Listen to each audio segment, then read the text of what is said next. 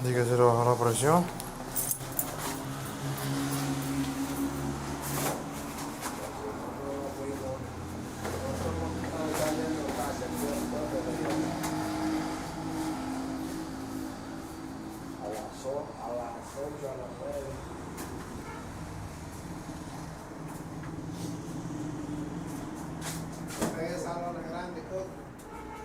Eso mismo estaba quitándolo de ahí adentro.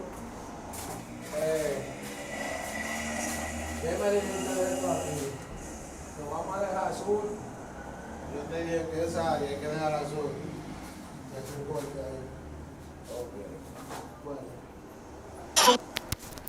Got it in. All right.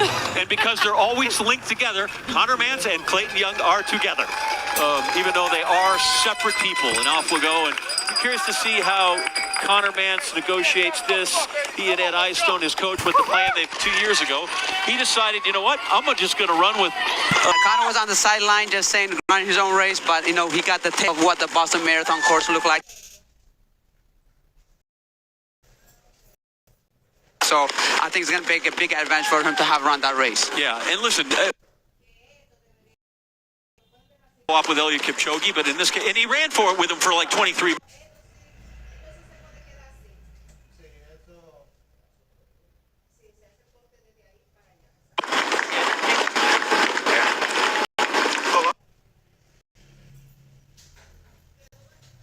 And Amanda, these people are working right now.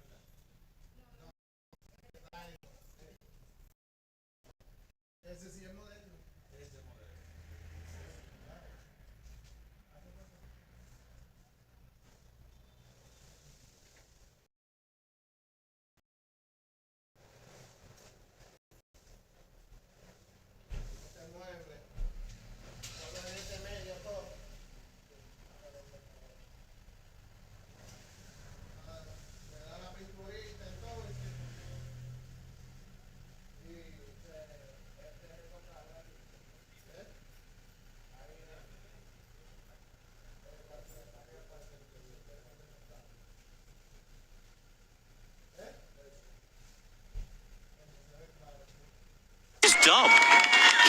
He's changed the sport. There 36 is also kind of ridiculous, you know, to do both of those. 3 times he's set the course record here, including the last 2 years. of the chairs in front of them, and coast down the hill at 40 miles an hour in a chain of like 10 or 12 people. There were some crashes early on in the road races, and I think that explains why. Yeah, I feel like I don't know that that's a great idea unless you need a little bit more adventure in your life as opposed to what you get with that. Now, easing on down that hill. Manuela Schar now here taking the lead.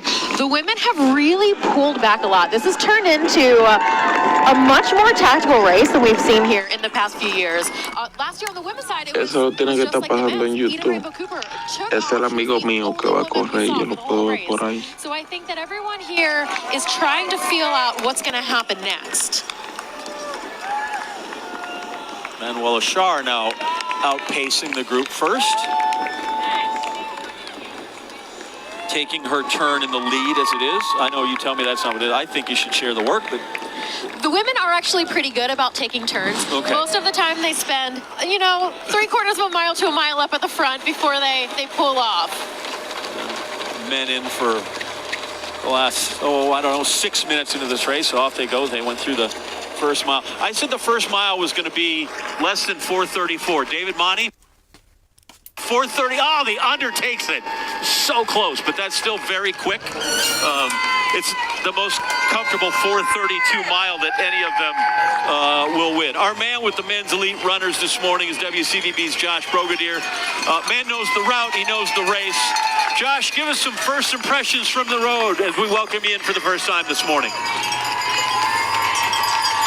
Well, John, thank you so much. It's wonderful to be here. This is my 16th time covering Boston, my 3rd in the best seat in the house. And my seat right now shows me Connor Mans out in front, along with there at the end of this race and setting the pace. Sasai Lema, he is farther behind right now. He told us the other day, I was way out in front. I went for all the downhills in my first win. This time, I'm going to be with the group. He has a different strategy. Maybe that surprises some people. It really shouldn't. A different strategy can still be the win. You take it as it comes, and I'm thrilled to be here with all of you. John. Thank you, Josh. Good to have you out there and keep track of Sasai Lema. That's good for Josh, too. He'll get to see everybody this time because, you know, at 5K last time, Lema took off and Josh was just riding. He was a one-man guy. And now he gets a chance to look at the entire field. We're going to look at the women's field because they're coming up here in just a couple of minutes. And much like Sasai Lema is where you start, we start with the defending champ here, Hellen Obiri, not because she's won once, because she's won twice and 3 in a row. Well, that's history here. And she seems super loose, but I think the thing is this time she's coming into this race without any races since this past summer where she was 3rd at the Olympic Games. I mean, look at the joy that she had. You can see her family. We're all getting to know her daughter really well, Tanya. She is everywhere, and she is very excited for her mom. But I really think that the pressure for her seems like it would be really high this year with being one of those other 4 women that have won 3 in a row, but she doesn't seem like that. Her coach, Dathan Ritzenheim, told me she is fitter than she's ever been, so look out. But Amane Bariso, we have to talk about her. She's another the fastest. World champ? Yeah, another world champ. She's the fastest in the field. Look at that, 2:14. I mean, her PR is so fast that you have to have her in conversation. And guess what? She was runner-up here in 2023, so she knows the course. Sharon Lokedi, runner-up from last year. I really like Sharon. She knows how to race on technical courses, which this is. She's coming here with a new personal best from the NYC half just a few weeks ago. So really excited for her. And Kira D'Amato, this is really that course that sort of set her up. She ran here in 2018. She came and raced and sort of kicked off her professional career here again. And she just is a joy to watch. And I think that we're going to see some great things from her today, too. Out at the start line as the women get ready for their race. You mentioned little less than 1 minute to the go. fastest PR in the field. Yeah. And it doesn't belong to Hellen Obiri. She's got the 11th fastest time. What is it about her? Right, because you're not even close to the fastest time, and yet what is it about her as a competitor, or what does it say about her as a racer that she has had all this success? Well, I think what I really like about her is that she's so confident in her kick that she was great on the track, she's great on the roads, and she knows what her talent is, and that's just to sit, hang on, and outkick everybody. There's Des Linden on the line for the last time, mentioned that she is retiring from competitive marathoning after this race. We'll take some time to give Dez's great career some perspective, but first we got to get this race underway. And there they go. 2025 Professional Women's Division is heading east. Patty Hung will be chasing them.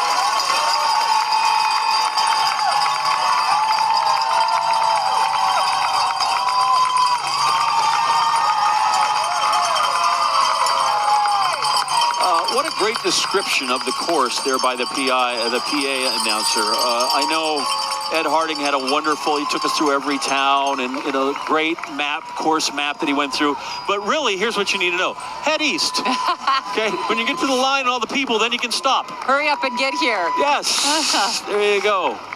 Well, we have such a great field. Irene Cheptai, I mean, this woman is actually someone that I think doesn't get enough attention. You know, she was 3rd at the Chicago Marathon this year and just really kind of lying underneath the radar in such a nice way that she can just go and run her race. Edna Kiplagat, look at that. Still here and runs so well on this course. So a lot of people say if they can run with Edna or Des, they know they're going to have a great day. And can we just give a big shout out quick to Des again? She did mention this is going to be her last 26.2. But people, she's still talking about running even longer. So we're going to see her even longer out there. She's going to do the ultras, I think a 50-miler next fall already. I don't think we have to be quick when we talk about Des. I think we should say that she's run 12 times at this race, and that this is where she ran her first marathon, and she loves this town, and she's been such a a great supporter of races for the BAA, as is the Boston Athletic Association been for her, and she won this race in 2018. And I don't know that we should just zip through her right there. Perspective of her career, she really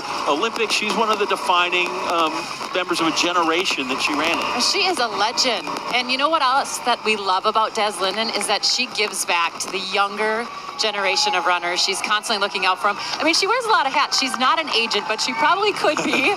She's now putting on races. She has her podcast with Kara Goucher. I mean, she's just doing a lot for the sport. And so, yeah, I'm just big ups to her for everything that she does. And I'm going to miss her over 26.2. Some flowers for Des Linden, who also has the laurel wreath for winning this. And all 4 races now, the 4 main races are professionally are out on the course, and then the 4 waves of the people are still to come, right? The races are out front. The marathon is in the back. There's Connor Mance. He's there early. Will he be there late? Last American to win this race, Mebka Flesky, in 2014. So we'll keep an eye on those things here. A lot of running to be had. Actually, a lot of running to go, and then they'll eventually get to the racing as we go back to Maria, Ed, and Hannah. And John, you mentioned it. It's fabulous piece. So here you go, America, the iconic Boston Marathon course as it snakes through those 8 cities and towns. Hills, twists, turns, even train tracks to dodge. Train tracks to dodge. As John mentioned, the simple explanation is to head east. So this is a little more complex look at that head east. This is a story inside every one of those 26.2 miles. The course starts at Route 135 in Hopkinton, a quaint, historic town west of Boston, established in 1715. Runners start at the town common, 26.2 miles from the heart of Boston's Copley Square. The downhill start takes you into Ashland, and by the time you hit Framingham and then Natick, runners begin to separate. And as you approach Wellesley, they encounter a tradition that's been around for decades. It's called the Scream Tunnel at Wellesley College, where screams are deafening and kisses are no surprise. This energetic spot marks the halfway point. Route 16 takes you right into Newton Lower Falls. And immediately as you come out of the falls, a warm-up hill. It's a warning of what's to come. Heading toward Commonwealth Avenue, runners make that right turn at the Newton Fire Station, and staring you right in the face, the first of 3 inclines, collectively known as Heartbreak Hill. Survive that, and you'll see the run through beautiful Boston College, hit Cleveland Circle, be careful of the trolley tracks, and then turn left onto Beacon Street in Brookline. Next up, Kenmore Square, where if you look to the right, you'll see Fenway Park. Soon after, that Citgo sign is right in your face, a welcome sight as runners realize they have just over a mile to go. The last stretch on Commonwealth Avenue, we say Com Ave here in Boston, and it's right onto Hereford, left onto Boylston, and then the final charge. 4 blocks to the finish line of the world's most famous marathon. 26.2 miles and only 5 turns the whole time. And it all ends up right here, but a lot of racing between now and then. All 4 races on the Boston Marathon course right now. Back to John Anderson as we take a look at the women's professional field. John? Thank you, Hannah. Big pack of runners. A year ago, they had, 15 or 16 all the way through the first half, up through 20 miles before they finally got to 23, and it broke down to a 3 women's race. And Helen O'Beary trying to win her 3rd straight. As you can see, that's an exclusive club that has accomplished that feat. Fatuma Roba of Ethiopia was the last to do it between 1997 and 99. And then just before that, the previous 3 years, Uda Pipik had done it. And then you saw Sarah Mae Berman and Bobby Gibb, who did it really before there was a women's division. But we honor her, too, from 66 to 68 as she went through. So all 4 races. So we have, in this race, wheelchairs, runners, hand cyclists, and 1 dude on a horse. There's Paul Revere. Well, not the real guy. He's a reenactor. He was all about the North Church. Here in Boston at the marathon, they run to the South Church, and the bells play for the champion. He read a proclamation, and basically what he said is, the runners are coming, the runners are coming. It's the Boston Marathon, presented by Bank of America. November 7th, 1996. Firefighters are dwarfed by the wall of flames. All anyone can do is watch, wait, and wonder what this fire means for the small community that's made a way of life from the bourbon burning in its warehouses. It remains the worst tragedy to ever hit the industry, kind of felt helpless, you know. They don't expect what happens next. Bourbon Blaze, the night that tested America's spirit. Only on Very Local. The whole town knew everything.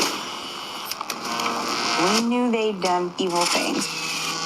Investigators say the torso had one clue intact. It's vicious. The community, they were living in terror. There's other victims out there. What if he comes after me? Decades later, we're finally getting the full story. Hometown tragedy, only on Very Local. Chaos and Kindness is back with an all-new season. We're here to make you happy. Join us as we travel the country in search of ways to help those who need it most.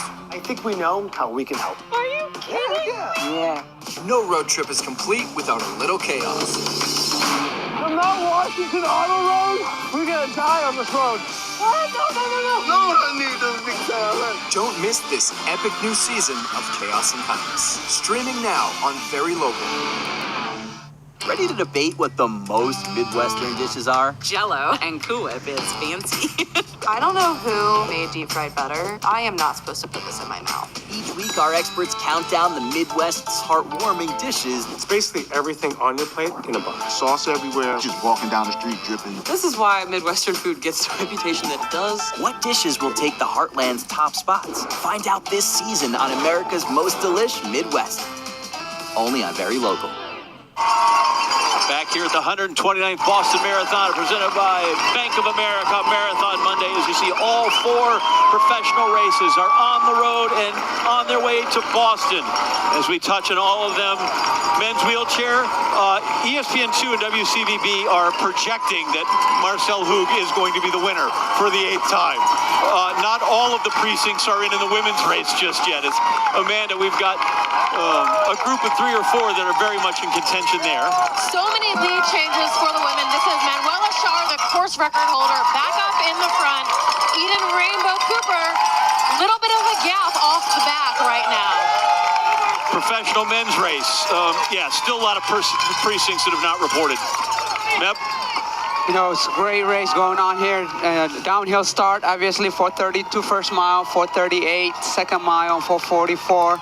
And they're under 14:25K, so they've been patient, but at the same time, they're using their energy as efficient as they can at this point. 12 seconds faster than race pace through that 5K, and at 5K last year is when Lemma took off, and the women's professional race, Carrie, we're still undecided there. Well, we are very undecided, very slow at the beginning here. 5:46 through that first mile. Now they're heading into that second, third mile here just to see where people are. But guess what? All of the big dogs sitting in the back.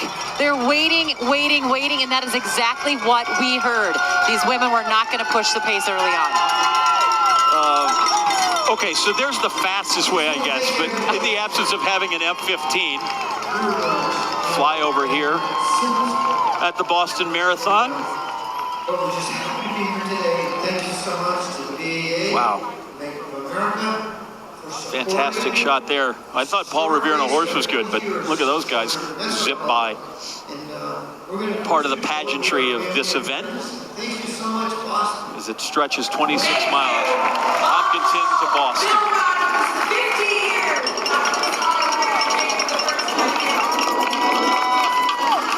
There's the professional men's field as they're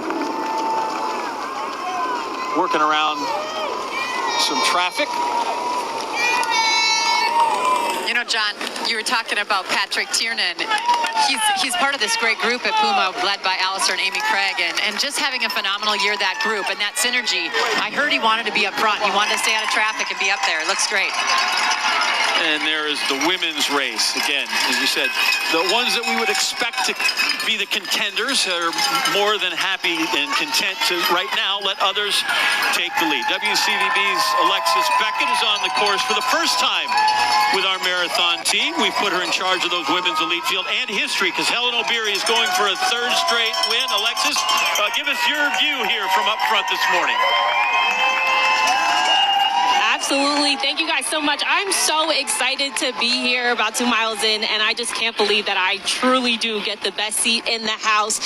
To start, the American women were mostly leading the pack for about a mile, and then we had Ramatusa and we had Amani Bariso come up and make a huge difference in the way that this front pack looks. And like you said, Helen O'Beary, Carrie talked about the pressure that's on her. I asked Helen, how much pressure is it? And she said, look, it's definitely there, but like she said, I am so confident in my training. You see, she's tucked away here in the back, but that's not anything to be unexpected. So we'll keep you updated. I'll send it back to you guys at the finish line. All right, thank you, Alexis. She'll be right there, right along till about the last half mile when she's finally got to get out of the way and let him chase down Boylston Street.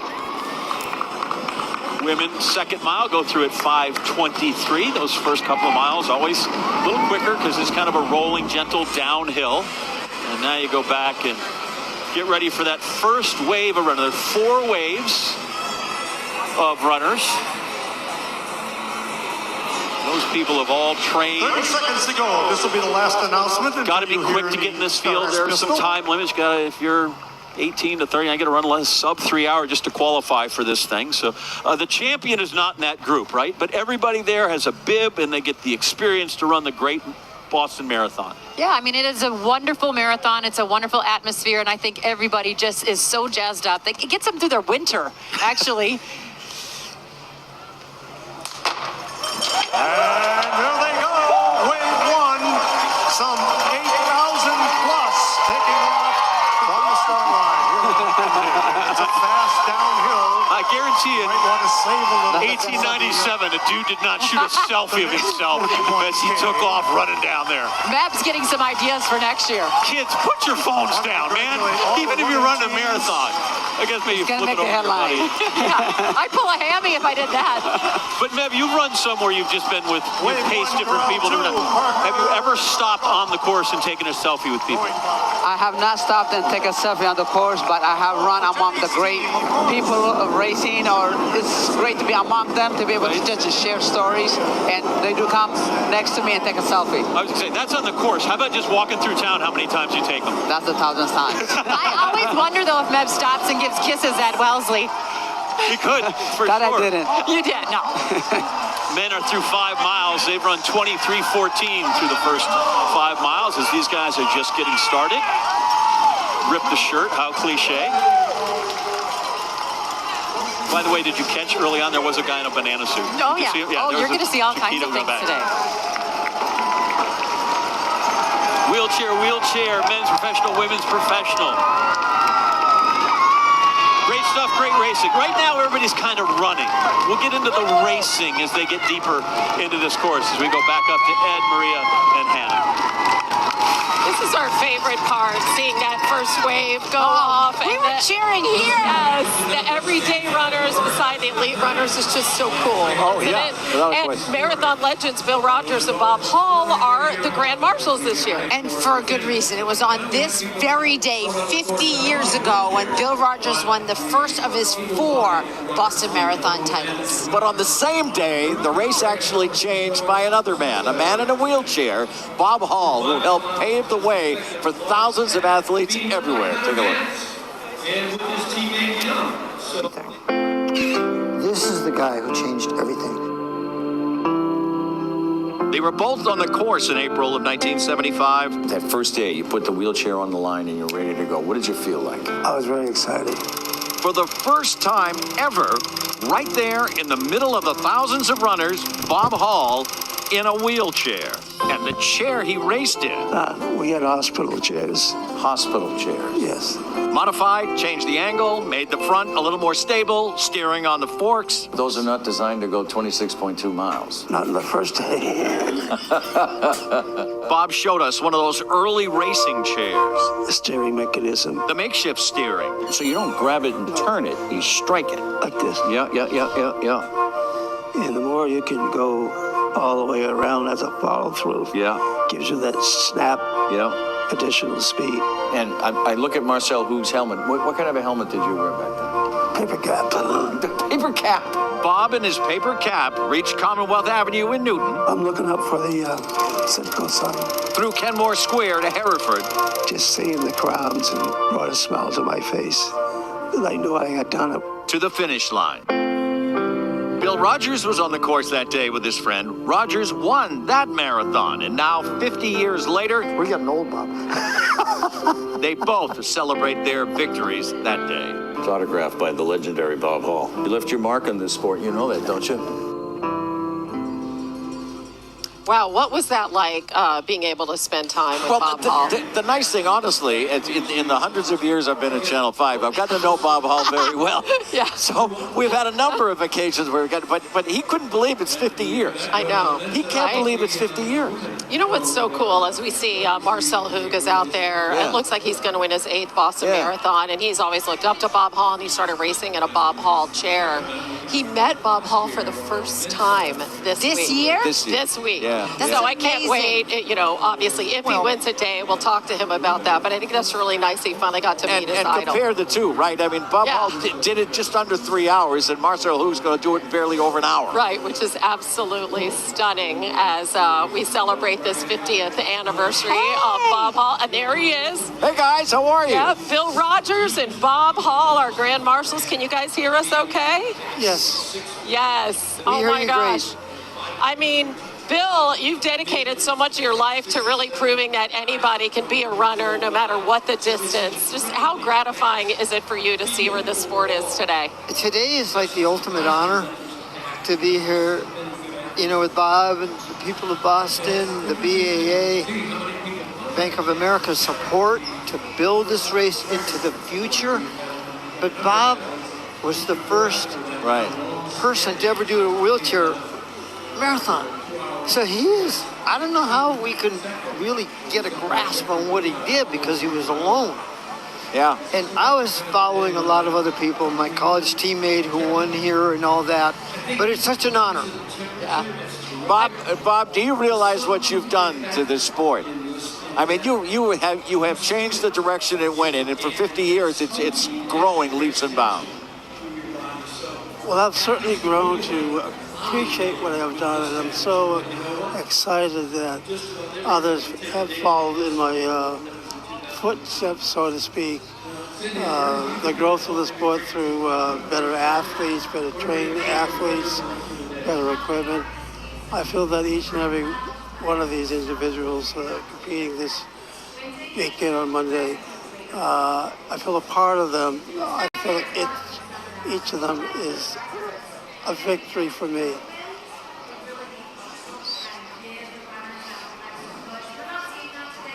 Bill Rogers, John Anderson here in the booth. And first off, I'm making sure everybody has proper perspective. Bob created one sport, essentially by himself. But the appreciation we should show for you on the 50th anniversary of the first one, because between you and Frank Shorter and some of the other guys in that late 70s, like you, I feel like you built the sport of marathoning and brought a renewed, maybe not renewed, but a certain gravitas and weight to this event and really made it what it is today. When you look back at your place in history, where do you see yourself? You know, Frank Shorter led the way for everybody in our country and worldwide with his gold medal victory in Munich. And we all saw it, and it changed our country. And I think it motivated people to say, you know what? This guy, this American took a gold medal. I'm going to get out the door too and try it. And so that's what I did. And Bob was kind of like the Frank Shorter of wheelchair racing, you know, a gold medalist, you know, in his mind and everything. So that's what the Boston Marathon is really about. It's always a record-breaking, doing things that other marathons didn't do or couldn't do because of its history with the Boston Athletic Association. This is about history here in Boston. Well, you are a seminal figure, not just in Boston, but in marathon racing and in American track and field culture. And Bob, real quick, I have Amanda McGrory up here, and she's got a question for you. Bob, as a wheelchair racer, incredible to have the opportunity to talk to you now. And looking at racing today, your designs have inspired so much of the modern day wheelchair racing designs. When you started building chairs, when you started all of this 50 years ago, did you have any idea that wheelchair racing could look like this today? Well, I knew it was going to evolve into something bigger and better than I may be able to do.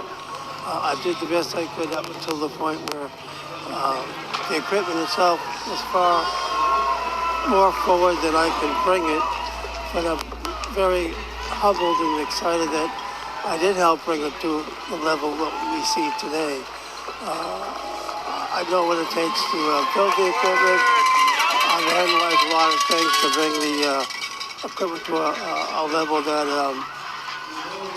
really helps the athletes. And as we see today, as a result of the performances that we see, it brings me great thrills and honor to see such great times. Two of the all-time greats. Bob Hall, thank you for your time. Bill Rogers, thank you for your time. Thanks. 50th anniversary for both of you. Careers and honors well celebrated and well deserved. Thank you, gentlemen. Thank you. I still sit here sometimes, right, and I'm a fan. I'm like, wow, that's Bill Rogers. Like, he's that important as we see it. And there's Marcel Hoog, from the first wheelchair racer to the greatest of all time. We're coming back here to the 129th Boston Marathon, presented by Bank of America on ESPN2 and WCVB-TV. Get up and run as soon as we're off the air.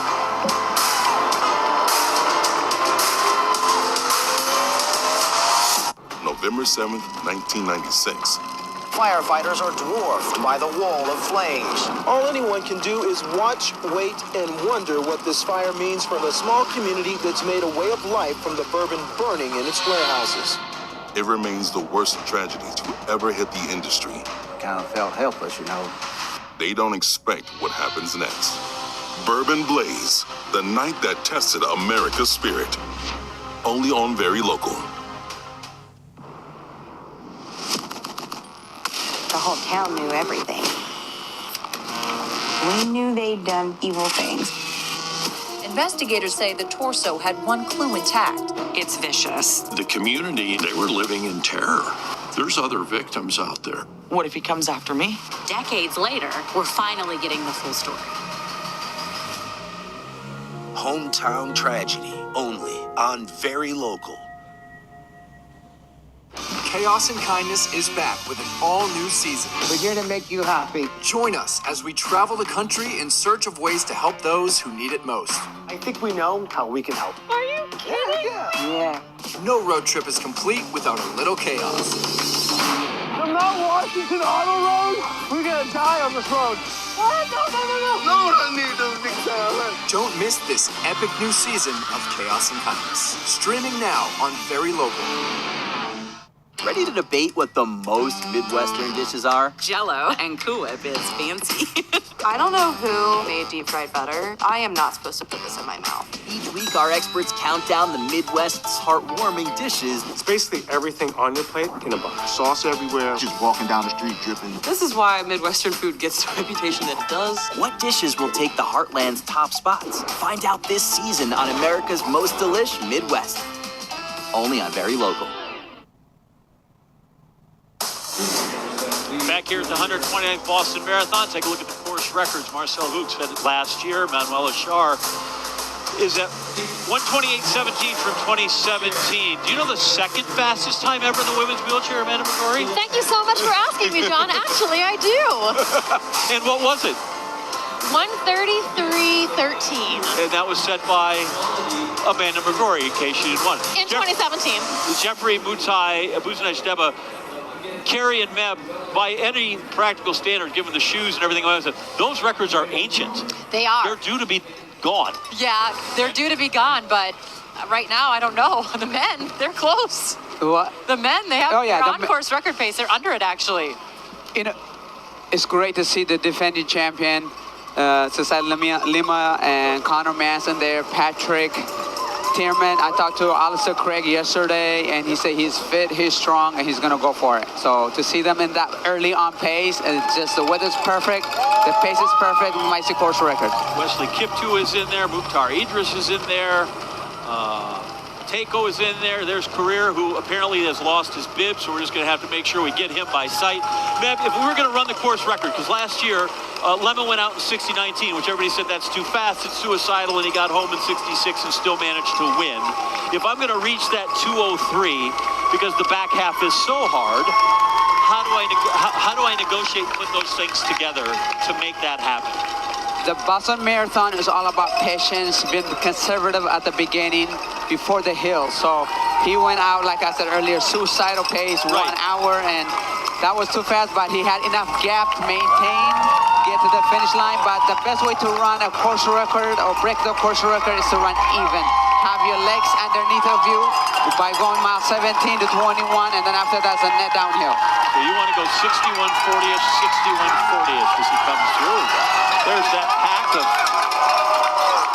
the front. And just think, a year ago, Lem was out there by himself. He had started to leave people in the dust. Not so this time. He hasn't gone quite as fast, and guys aren't as apt to just let anybody take off now. Well, we know last year when Lemma came in, he had just blown it up. He had run so well in Valencia. He ran 2:01 coming in. This year, he was at Valencia and only finished 10th. He had some injuries. Remember, the Olympic champion replaced Lemma at the Olympics this year. Lemma was going to Paris, and then Tamrat Tola took his spot because of injury. So he's coming in a little bit with different background. You can't put it past him.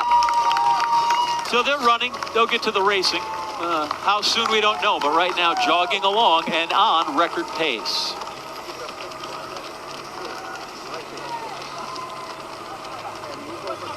It's the 129th running of the Boston Marathon, presented by Bank of America. 26.2 miles on Patriots Day on ESPN2 and WCVB.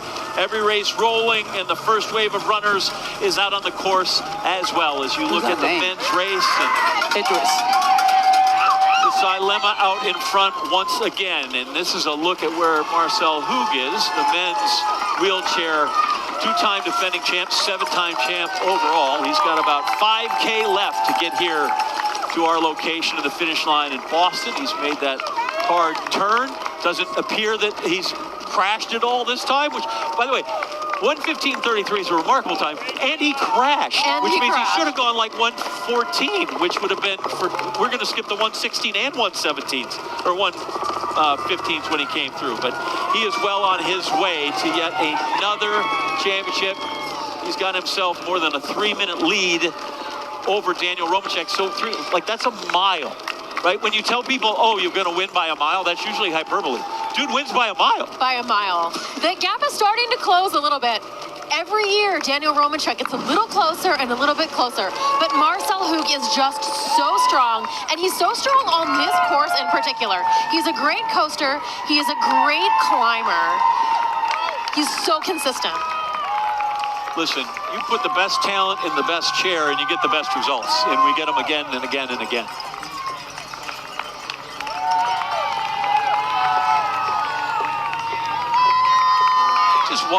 Just watching that, you just you can just still see there's focus. He's way ahead, but those eyes are dialed in. He's ready to go.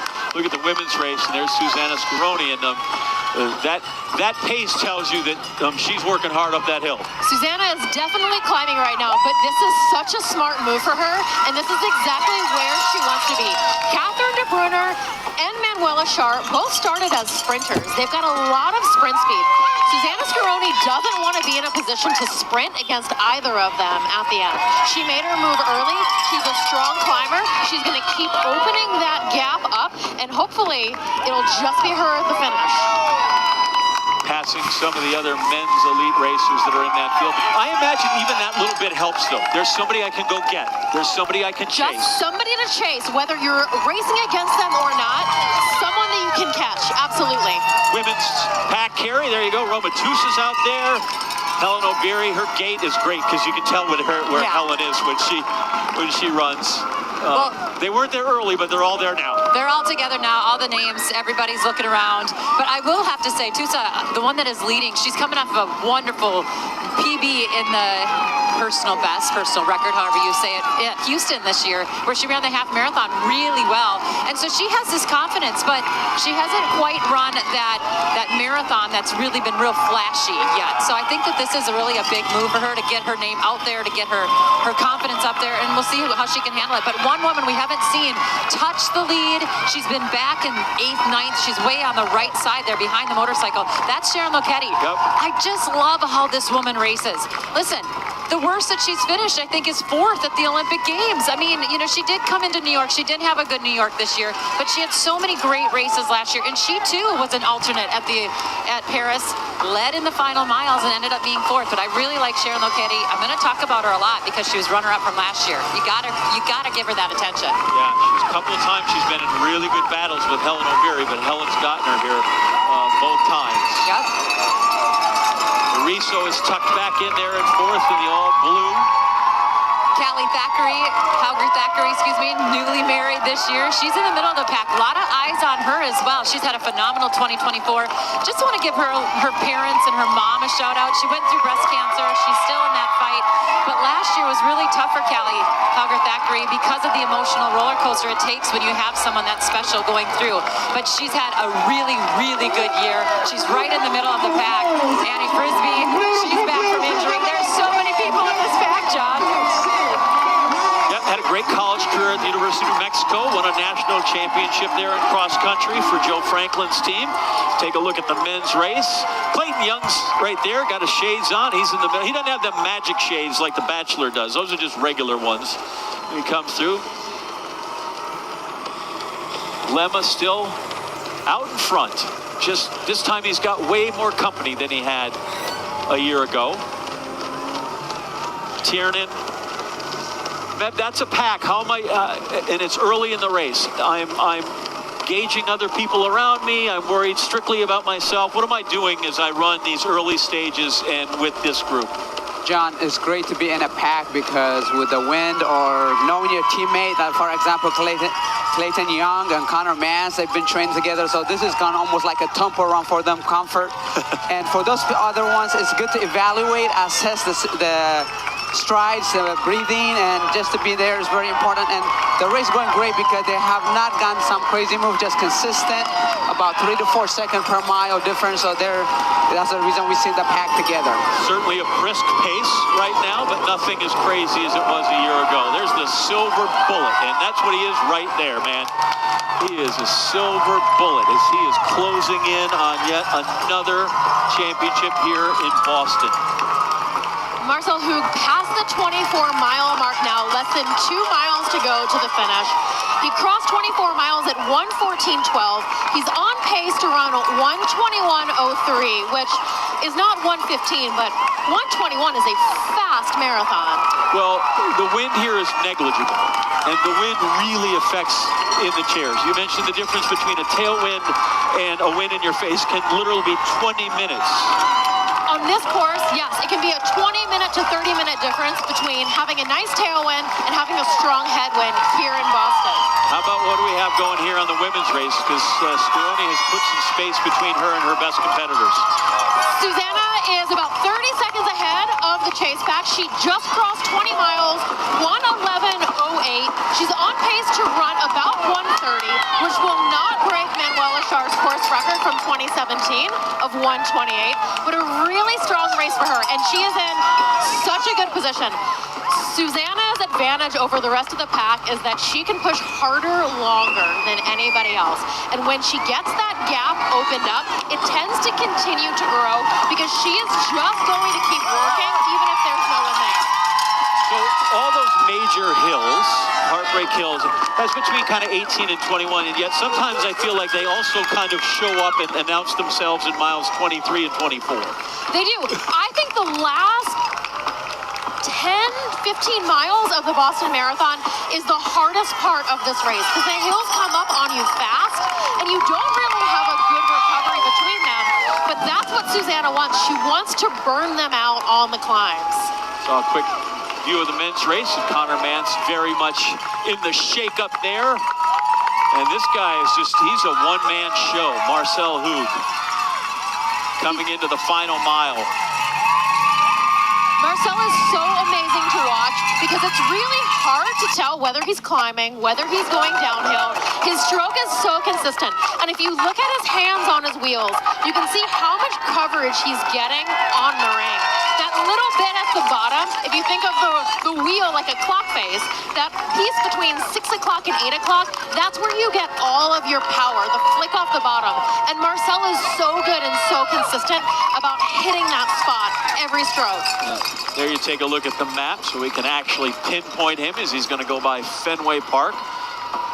Red Sox today, by the way, playing the White Sox, fourth and final game of that series. That starts at 11:10 local time, so part of BP right now as he goes by. And for Hoog, about to start a new streak, because we mentioned because of the injury, he fell behind and took fourth in Boston, New York. Before that, 17 straight major wins, 44 consecutive podiums, all these numbers. And so he's going to start a new streak here as he is about to finish up officially yet another win here in Boston. They've got the, look behind us, they've got the finish tape out there for him as well as he gets to eventually come down Boylston Street to all the cheers. Marcel Hoog is through mile 25 at 1:17:25, holding pretty steady. His last 2 miles right around 3 minutes per mile. Clock has him at 1:18:22. Another one of the great things about Boston, New York, Chicago, the great marathons here in the state. People appreciate excellence and greatness. They also appreciate everybody out here who's making an effort and running. So Hoog is, this is again, we saw the oldest sporting event in America with the Kentucky Derby. I feel like this is very much like watching the movie Secretariat where he's yelling at Ron Turcotte, just don't fall off the horse, right? Just make your way here. That's it. All Marcel Hoog needs to do is make it to the finish line now. He's got about almost a 4-minute lead on Daniel Romanchuk. That's continued to grow throughout the race. He's only been defeated 2 times on the road since 2021, both times by Daniel Romanchuk, but not in Boston today. It's amazing. I get winning is contagious and you like that, but to win that much and not lose your motivation, because you know at some point, like I've won it 7 times and yet still trains, still gives the effort, still puts up these times. I think that's an amazing accomplishment as well. Marcel Hoog has said more than once that he just wants to see how far he can push the sport. He wants to see how fast he can go. He wants to see how far he can go. He wants to see how much he can drop those times. And he has been leading this field. He's a 6-time Paralympian. He's been leading this field for nearly a decade now. And he continues to lower the bar with every race. Every year you go through, you do your research. Here's what I need to know about Daniel Romanchuk, or Jesse Potts, or David Weir, or Josh Cassidy. So many of these great racers. And then it comes down to, like, if I could just write down some stuff about Marcel Hoog, we'll figure it all out. Coming around those turns now. There is the left onto Boylston. That's the biggie.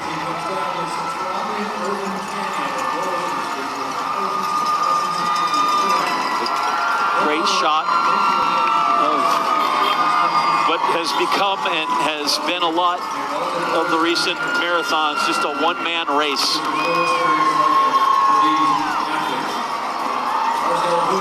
First of our 4 finishers. I don't know that Bob Hall wants a piece of him. And that's from behind him, as you can see. The finish line for him is just seconds away.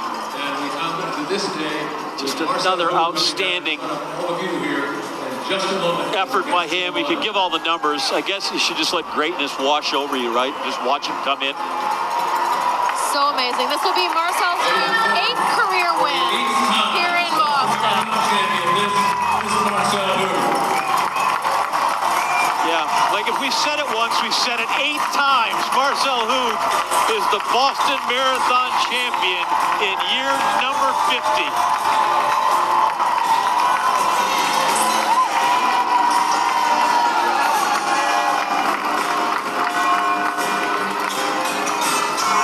Part of greatness is to make it look easy. Part of our job is to explain to people it's not easy. No, and Marcel Hoog makes it look easy every single time.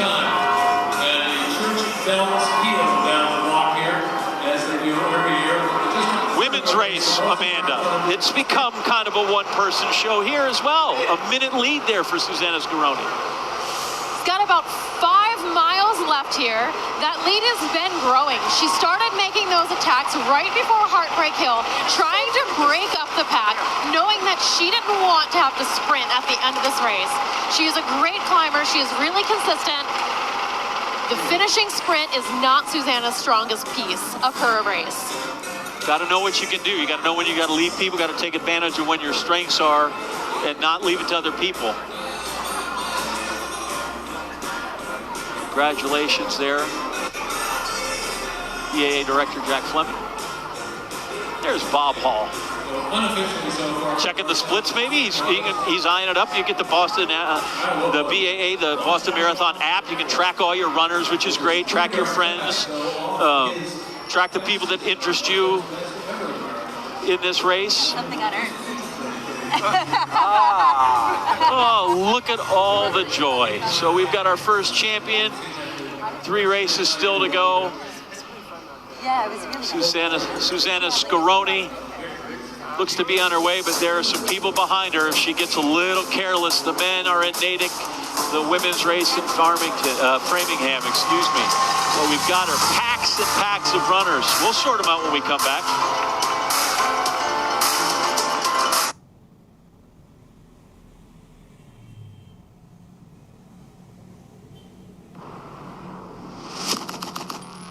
The whole town knew everything.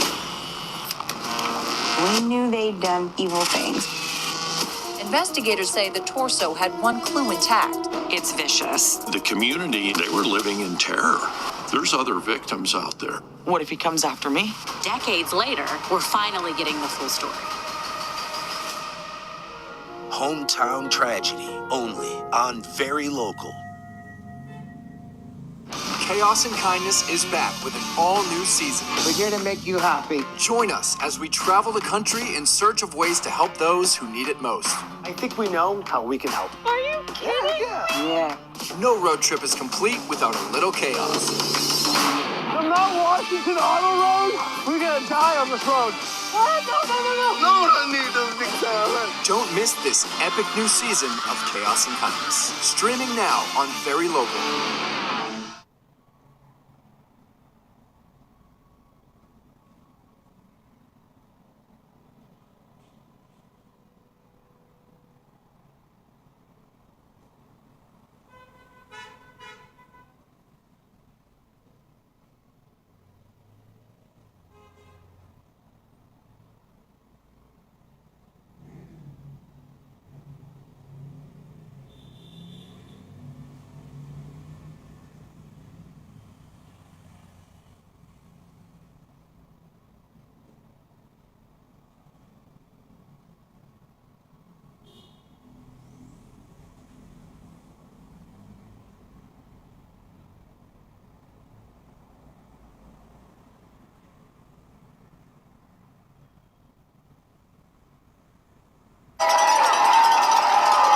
Here at the 129th Boston Marathon on ESPN2 and WCVB-TV. 3 races still out there. Women's wheelchair race closest to the finish as they get through Brookline. Natick is the men's professional runners are out there. And then in Framingham is the women's pack. Roma Tusa, Helen O'Beary there, Veriso, Cheptai, Indiwa, Cheptu, Sharon Loketti. It's a good group. It's a big group. And Alexis Beckett is out there following them. She's going to have us. I love my seat here, Alexis, to sit and watch them, but I feel like you have really the best view of any of us. What are you seeing? Yeah, that's what it feels like. Like you said, Tusa has been in front. Her and Amani Bariso have been kind of trading back and forth for the first spot. But for the past 6 or so miles, it's been this pack that you see right here. Helen O'Beary has been staying in the top 3. But like I said, it's been Tusa and Amani Bariso. Amani coming off of 5th at the Olympics. She was disappointed in that. She told me, she said, you race to win, and that's what she wants to do here today. I'll send it back to you guys at the finish line. Thank you, Alexis. Trying to look through in that pack to see Yelemzer Fiahalo won the London Marathon in 2022. She was the champ. Annie Frisbee leading the American chart. She's still very much in that lead pack, and she's in the shakeup. And now Susanna Scaroni really turning it over. Susanna, so strong. Trying to make that gap as big as she possibly can right now. She's got no idea, but she is 1 minute and 15 seconds up on Catherine De Bruyne. That gap keeps growing. She crossed 22 miles at 1:19 and on pace for 1:35. So a little bit slower, but negligible wind today. No wind is great. A tailwind is better for the wheelchair racers on this course. So a really strong performance without a wind-aided finish here. Doesn't know maybe exactly the gap of those trailing her, but everybody's been on this course enough to know exactly where they are each time and how they, I know you got to stay in the moment in the mile you're in, but you also got to know what miles are ahead, and so you can be smart and do the things that you said strategically she needs to do. The biggest challenge for Susanna Scaroni was hanging in down those hills in the first half of the race so that she didn't need to do that much work catching up on the climbs. She stayed in, she stayed with the pack, and then when it was time for her to make her move, she was in position and ready to go. She ran this race absolutely perfectly to set herself up to be solo for these last few miles.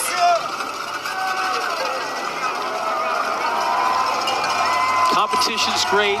As viewers, as announcers, we love a good, exciting finish. If you are the racer, I imagine being up by a minute 15 is fine by me.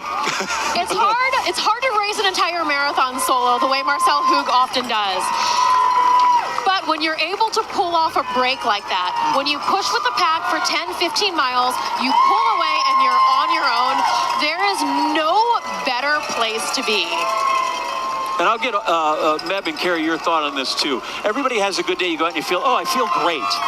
But for a marathon, you got to feel great for like 2 hours. It's not like, oh, I feel great today in my 800 and I can zip through 2 laps, right? Like you got to always be a little cautious in exactly how you work with that feeling of I feel great.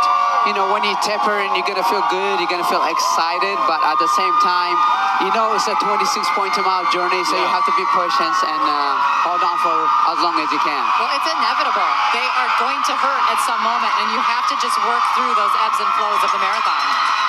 The men are, as you can see, they're Wellesley in the screen tunnel, so in the words of the great Nicole Briscoe, let's make out, America.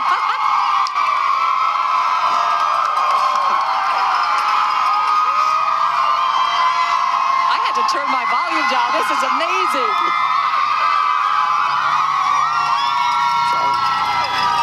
I threw my husband under the bus one time. I said, I think he stopped and actually gave a kiss or two. And when I got home, he said, Carrie, I did not stop and kiss another woman. So sorry, Charlie, but you know, it is so fun going through that spot right there, isn't it, Meb? It is absolutely amazing. The tunnel of sound is echoing, and here that's what you look for. It's a championship race, the Boston Marathon, and to kind of measure halfway point, and you know, just the sound of those people is amazing, carries you through. Yep. Take a look here as they go by one of those aid stations to see who's got their bottle all their bottles, and it's everything's exactly if they need to, who's going to take it, who's going to let it go, and who's going to keep running. Patrick Tiernan's got his through theirs. Just give me a little squirt at this point, a little refresher, throw it away, and the race is on. As for the race that is finished, first one, men's champ Marcel Hug. Hannah, I don't know what you can ask a man the 8th time he's won this, so you didn't ask the first 7, but have at it. Unbelievable. 8 is great, and Marcel Hug has a huge smile on his face. First of all, I mean, you just finished. How are you feeling in this moment? I feel so good, so happy, so satisfied. Such a great day to win 8 times. It's an incredible number. Still need some time to realize what happened, really, but I'm so happy. Well, a year ago when we were here, this hand was bloody. You had crashed at the firehouse. What was your approach and your strategy this year? About the same strategy, just to have my good endurance, good pace, high pace. My downhill section was not so good like last year, but then after 10K I broke away from the group And then, yeah, everything went well. Had no trouble in the curve, so I'm really happy. Still managed a course record last year, by the way. I know you were able to meet Bob Hall for the first time, and this is the 50th anniversary of him opening up this sport. I mean, you can imagine what it is today. What was it like for you to meet him? Can you put into words what he's meant for you? It was a really special moment to meet him. I mean, he's a real pioneer for our sport. He opened the door for us that we can race here in Boston. So we are so grateful, thankful that he had the courage to come here and do the Boston Marathon 50 years ago. And so, yeah, it was a really great moment. Your first international race was in a Bob Hall wheelchair, and your first win here in Boston was 10 years ago. Think about that. How do you compare yourself now to the young man who won here 10 years ago? It's incredible. Time flies.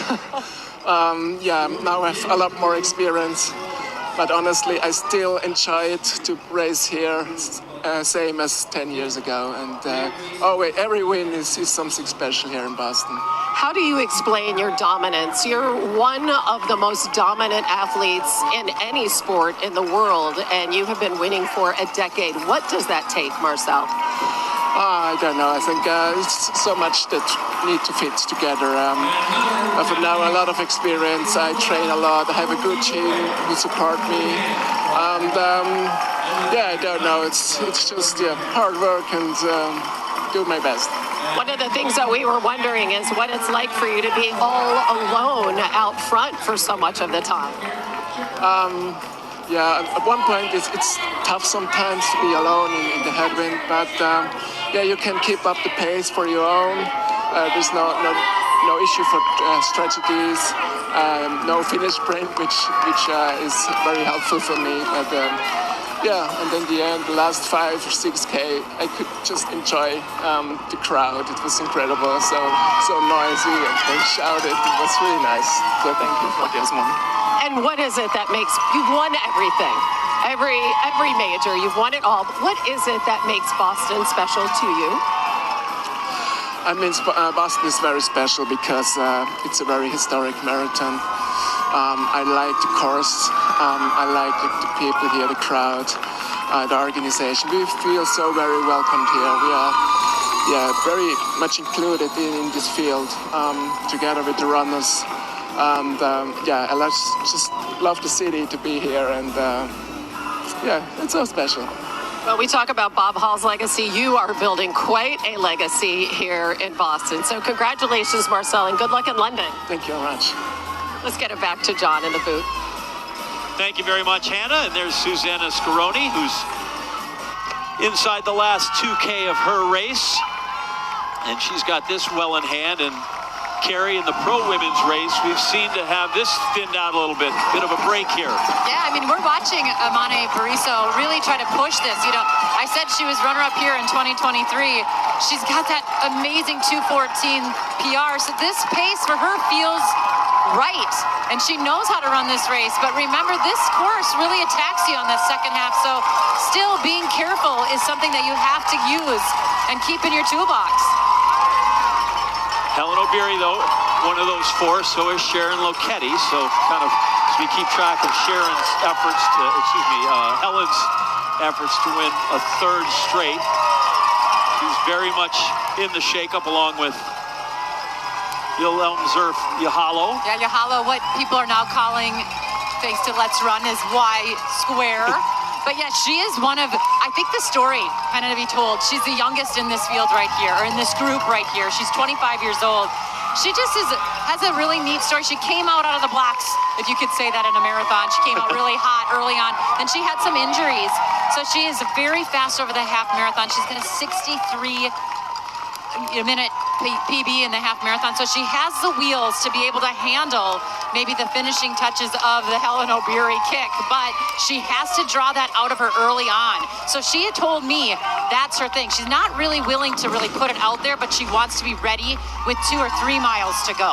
Very much. You want to try to, if you leave Helen that kick in the last mile, you're in trouble. You got to take it out of her there earlier than that. Susanna Scaroni, she gets ready to claim another Boston crown. Coming up to the finish now. She won here in 2023. Her first win in Boston, was out last year with injuries, but had a strong performance at the Paris Paralympic Games, won the New York City Marathon in November, is going to win her second Boston Marathon here today. She is back. She is back, and really it's good for her because, you know, for so long she was close. She went through this 8th, 9th, 10th finish. Then she had a bunch of podium finishes. And then in Chicago 22, she finally breaks through and wins. And it's amazing what she's done since. She has worked so hard for so long, just climbing her way up through the rankings, really putting in the work, putting in the miles. I trained with her for most of my career, so I know how hard she works. There is no one out there that deserves this more than Susanna Scaroni. This is her 10th Boston Marathon. In her first one, she was 6th. She's been 5th, she's been 4th, she's been 3rd 3 times, she's been 2nd twice, and now she's about to become a champion for the 2nd time. And for her, it's kind of back-to-back because she didn't race in 24, so somewhere she gets to go, oh no, I'm a back-to-back champ. But she looks good, she looks so strong, and what she's learned over all of that time, tactics, how to run a good race, how to run the perfect race for her, and that is what she did today. In a field filled with major marathon champs, Susanna Scaroni is the best in Boston. Takes that title they all wanted here in 2025.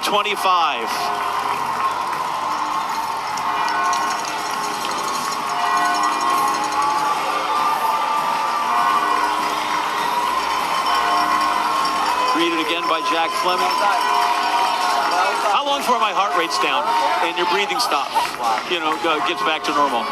Oh my goodness, I don't even know. I feel like you carry this high with you all day after winning a major event like this. So no matter how bad you hurt, no matter how much she's feeling it crossing the finish line, she feels great right now. Coach Adam Blakeney is over on the side to the left. And this is chair of the Boston Athletic Association Board, Sherry Blowett, winner here in 03 and 04. Do you want to sing the All Night Flight song? No? I don't know it. Okay. Oh my, what? Don't tell anyone. I guess I told everyone. You just kind of outed yourself, lady. I don't know that I have anything to do with that. Marcel Hoog, Susanna Scaroni. There's Marcel Hoog rolling in. Number 8. Scaroni number 2. First 2 champs and a great day here at the 129th Boston Marathon.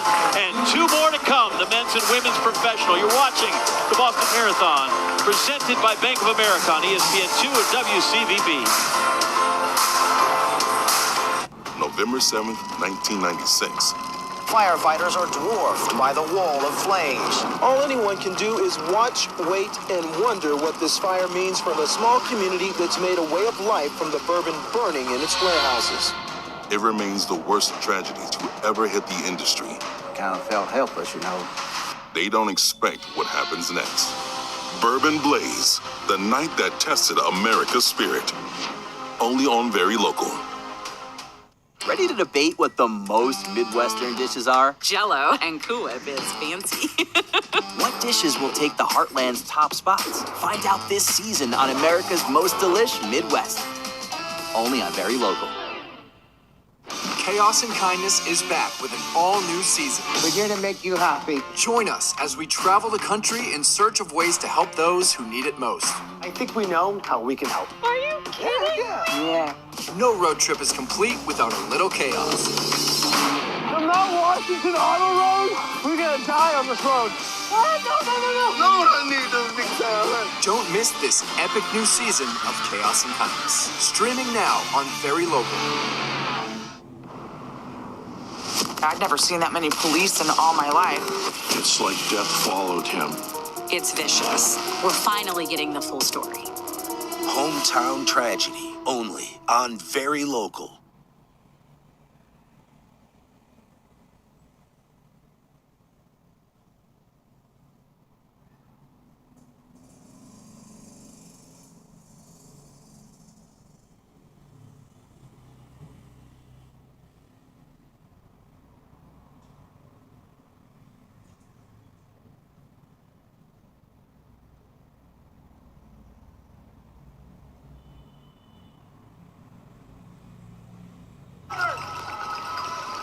back to the road to Boston. Streets through Hopkinton, Ashland, Framingham, Natick, Wellesley, Newton, Brookline, Boston. Men on the left, they went through the half in 101.52, which is not quite record pace, but it also wasn't exactly some kind of a burner. And there's a full group there as they head into the second half of this race. Josh Brogadier's with them. Josh, you got a lot of people to keep track of out there, brother. Yeah, absolutely we do. Look, Michael Conley, the author of 26 Miles to Boston, said it this way. People don't come to Boston to run its race. They come to Boston to live their life. And I'm seeing 14 very fast life livers right in front of me flying along the course here. Like you said, it may not be record pace, but to them, this is the way to live their life. Now, there are only 2 former champions in that group, winners from the past. Sasai Lemba, like we talked about, he's in the middle of that group right now. Evans Chebet a little bit in the back of that group right now. Out front and looking strong, American Connor Mance. You guys know his experience in the Olympics. He ran this 2 years ago. He got 11th. Don't count out Connor Mance as we approach the Newton Hills right now, guys. Thanks, Josh. Hey, throw Carrera Sharpie so he can put his name on his siglet as he runs by there. And the women's carry is a group of 5 as we take a look at them. And the person with this can round up what's happening with that handful of women, including Helen O'Beary, is Alexis Beckett. Yeah, guys, Yalemzer Fiawalo has taken the lead. She's had it for about the past 2 miles, but this pack of 5 with Helen O'Beary and Sharon Laketti, Irene Cheptai, and like I said, Yalemzer, they've broken far away from the next pack behind them, but it's feeling like a really good race. Everybody looks so comfortable. I talked to Helen O'Beary about racing with Sharon Laketti and the Kiplagat all the time, and she said the way that I look at them is friends as opposed to competitors. I've raced with them so much. They help motivate me, so it's great to see Helen O'Beary and Sharon Laketti so close together. I'll send it back to you guys. All right, thank you, Alexis. Good race, and there's a second pack behind there. Not too far, but it appears that the race is going to come down to these 5 women unless something significant happens. Someone we haven't talked about is Irene Cheptai. She's newer to the marathon. This is only her 3rd marathon. She comes from that track background, right? So she's learning this distance, but she's done really well. 3rd in Chicago, like I said, won Hamburg in 2024. So coming here as a newbie, but very good at this distance. She said that she's been training back home. She's really excited about here. She trains with the males like a lot of people, but her husband watches her workout. Her coaches sends from a distance. She said the hills are everywhere, so she's prepared for them. So as the women continue on in the race, I want to take a moment here and remember a familiar voice of the Boston Marathon, Elle Troutwig, who sadly is no longer with us. Des Linden is the 2018 Boston Marathon champion, first American since '85. How about that?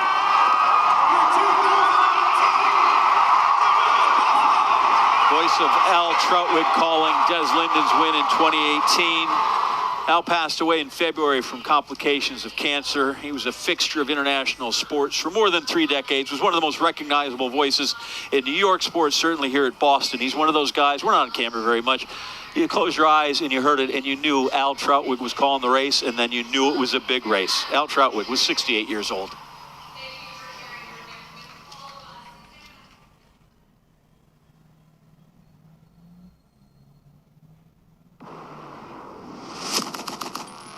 The whole town knew everything. We knew they'd done evil things. Investigators say the torso had one clue intact. It's vicious. The community, they were living in terror. There's other victims out there. What if he comes after me? Decades later, we're finally getting the full story. Hometown tragedy, only on Very Local. Chaos and Kindness is back with an all-new season. We're here to make you happy. Join us as we travel the country in search of ways to help those who need it most. I think we know how we can help. Are you kidding? Yeah. No road trip is complete without a little chaos. The Mount Washington Auto Road? We're gonna die on this road. Lord, I need those big time. Don't miss this epic new season of Chaos and Kindness. Streaming now on Very Local. November 7th, 1996. Firefighters are dwarfed by the wall of flames. All anyone can do is watch, wait, and wonder what this fire means for the small community that's made a way of life from the bourbon burning in its warehouses. It remains the worst tragedy to ever hit the industry. Kind of felt helpless, you know. They don't expect what happens next. Bourbon Blaze, the night that tested America's spirit. Only on Very Local. Ready to debate what the most Midwestern dishes are? Jell-O and Cool Whip is fancy. I don't know who made deep fried butter. I am not supposed to put this in my mouth. Each week, our experts count down the Midwest's heartwarming dishes. It's basically everything on your plate in a box. Sauce everywhere. Just walking down the street dripping. This is why Midwestern food gets the reputation that it does. What dishes will take the Heartland's top spots? Find out this season on America's Most Delish Midwest. Only on Very Local. What is it they used to say when Muhammad Ali showed up? The champ is here.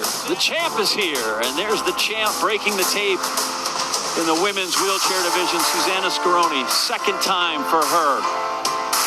Took this race off last year, a heel up her shoulder. Some enforced rest, she said, really was good for her in a lot of ways other than just, hey, my shoulder feels better. Susanna Scaroni, there she is. Champ in 23, champ in 2025. And she's with Hannah Storm. Hannah?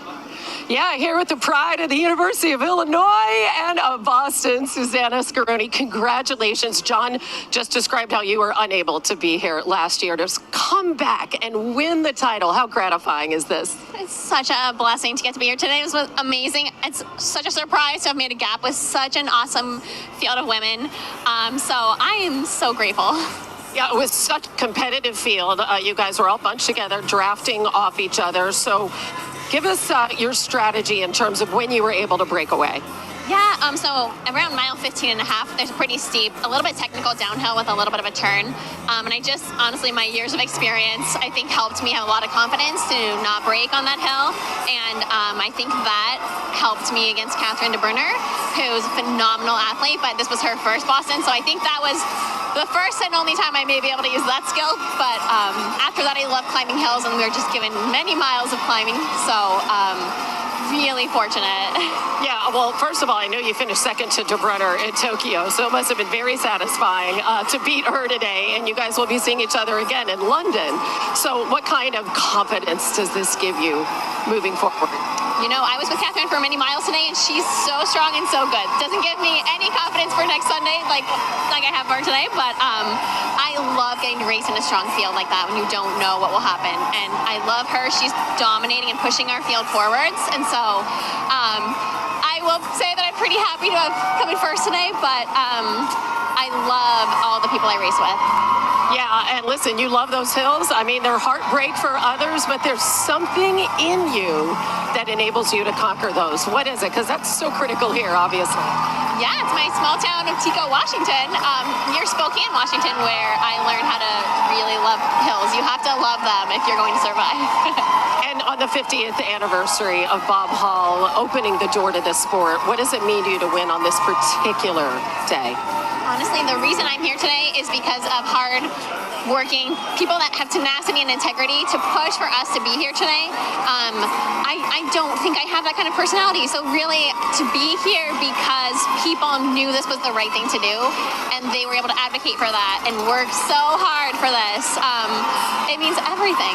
Yeah. Well, you are nothing if not tenacious, coming back from terrible injury. This is your 5th major since that training accident. So I think tenacity is your middle name, Susanna. Congratulations. Thank you so much. Thank you. John? Thank you, Hannah, and congratulations again to Susanna Scaroni as we look at the men's race. Josh, thank goodness you can count, because you said there were 14 last time. Looks like there's the same 14 this time. What do you have for us?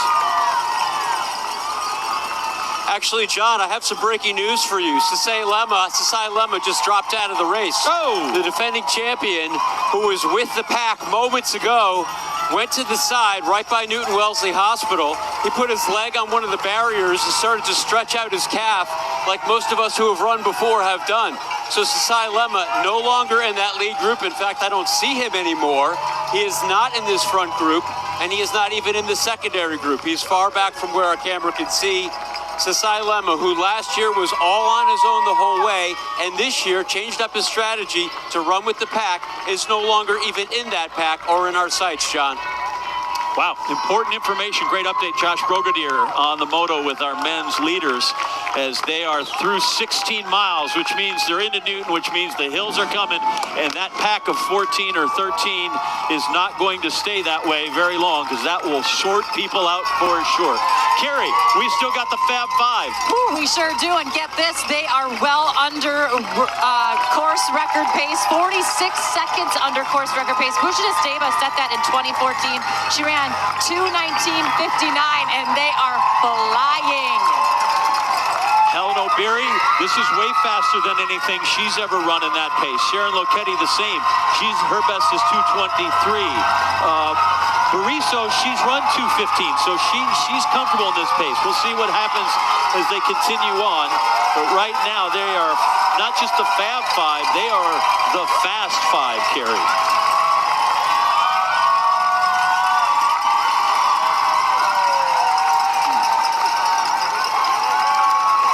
They look good through 15 miles. These people are just getting started. These are the people that make the Boston Marathon great. They've qualified and are ready to go. You're watching the 129th Boston Marathon. November 7th, 1996. Firefighters are dwarfed by the wall of flames. All anyone can do is watch, wait, and wonder what this fire means from a small community that's made a way of life from the bourbon burning in its warehouses. It remains the worst tragedy to ever hit the industry. Kind of felt helpless, you know. They don't expect what happens next. Bourbon Blaze, the night that tested America's spirit. Only on Very Local. I've never seen that many police in all my life. It's like death followed him. It's vicious. We're finally getting the full story. Hometown tragedy, only on Very Local.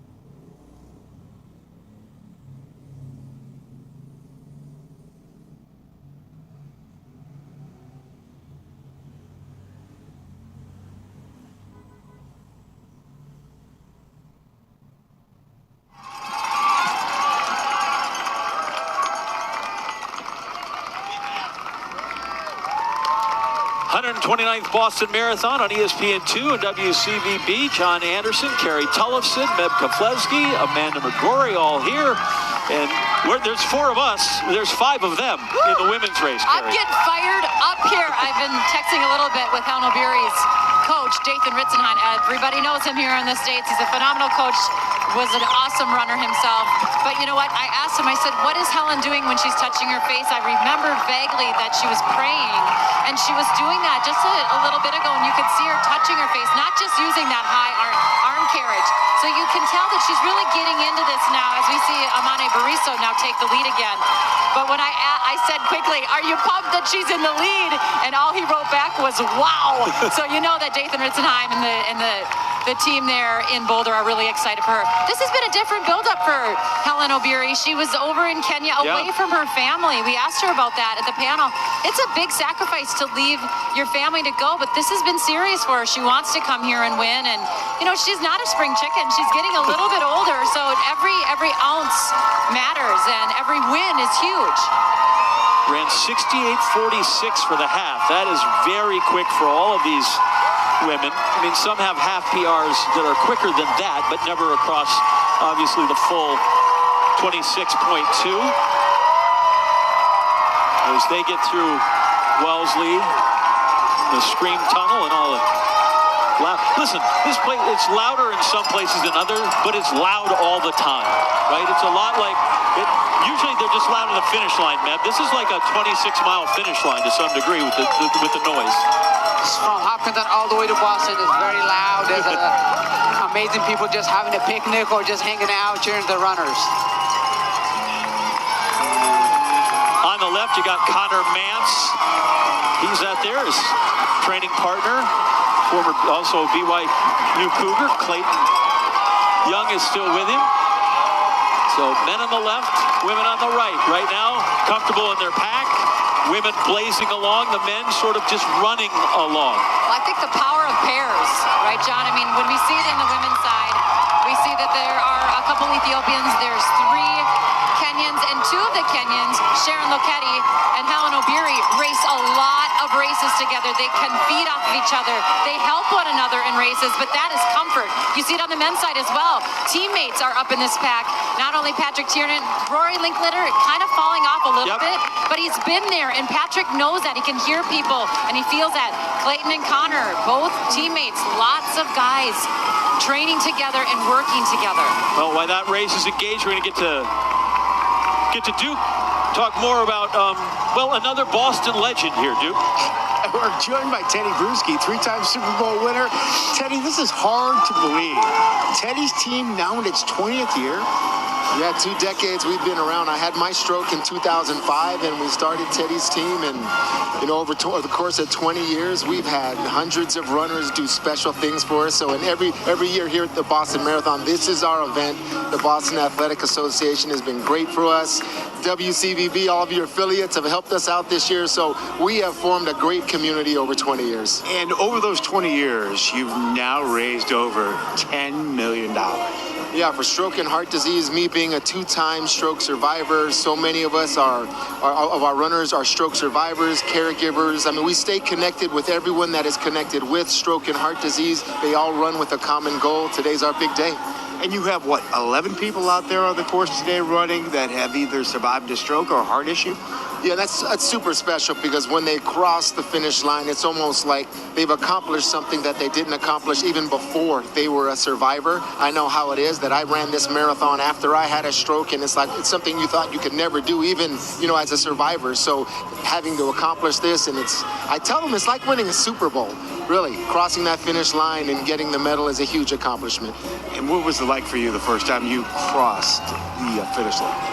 I remember the first time I made this turn here on Boylston, and it's really disbelief. It's similar to when we won our first championship. Really? I really tell our runners that's the way I felt, because I've done both, and when I crossed that finish line, I was with my wife the first time, and you get your medals. It's like you've done so much for whatever charity you're running for, whatever inspiration you have in your heart, whatever you overcame to do, you get that medal, and it's a moment you'll never forget for the rest of your life. Well, Teddy, thanks for being with us this year. We really appreciate it. John, back to you. Thank you, Duke Castiglione. Now that I moved out of Bristol, I don't get to see Teddy as much, just bouncing around the office, so it's good to see him. Here's Hannah's story. Hannah, just so you know, 11:40 wave 4, so we're getting very close to Riley getting out on the thing, so just get yourself ready. And now the men, not only are they, there's still a pack, yes, but man, they've kind of scattered. I like that they're giving each other room. They're scattered a little bit here just to be able to analyze each other. They're getting the fluids here, so it's a time to be able to go back or forward to see what mechanics or how their form is looking at this point, because you know, you don't want, somebody's going to make a move at one point or another, but you want to be able to see who's going to be the strongest. Well, we saw John Career in Chicago this last fall looked so smooth over the final miles. He's setting himself up really nicely as well, but they broke apart too because it was a water station or a fueling station. The guy that's in purple there, we haven't talked about him much, Meb. Mukhtar Edris, this is his debut at this distance, so he's doing really well by getting in that pack, finding himself in the lead. He looks really smooth along with Patrick Tiernan. My gosh, look how relaxed he looks. Amazing. This is Mukhtar Edris's race. He's 31 years old, making his marathon debut, and he's in contention as a competitor. He's a two-time world champion, the 5K, and two-time cross-country champion. So he knows how to race. The question is 31 too old? But he's doing the traditional, going from the 5K to the track, and we'll see how he does. But he looks great. He's run 58:40 for a half. He did in Valencia. Everybody runs 58 in Valencia. I think that's exactly what. Well, I don't know that Hannah Storm's run 58 in Valencia. But we're not talking about that. Hannah, back to you. Like I said, I keep my eye on 11:40 for when Riley starts. We're keeping track for you up here.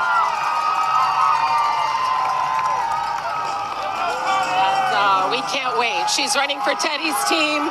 She's in Group 4. Again, there's Teddy. Hey, Teddy.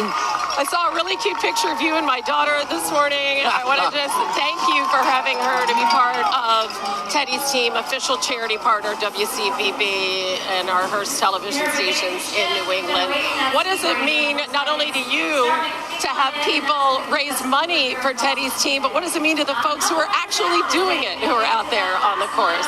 Yeah, it's just an honor, Hannah. There are so many people that are connected to stroke and heart disease, and to have them run for my team and raise money for stroke awareness and the special things that we do in terms of comeback assistance programs, getting these survivors back on their feet in their lives and getting back to doing the things that they did before they had a stroke or heart event. It's just so special.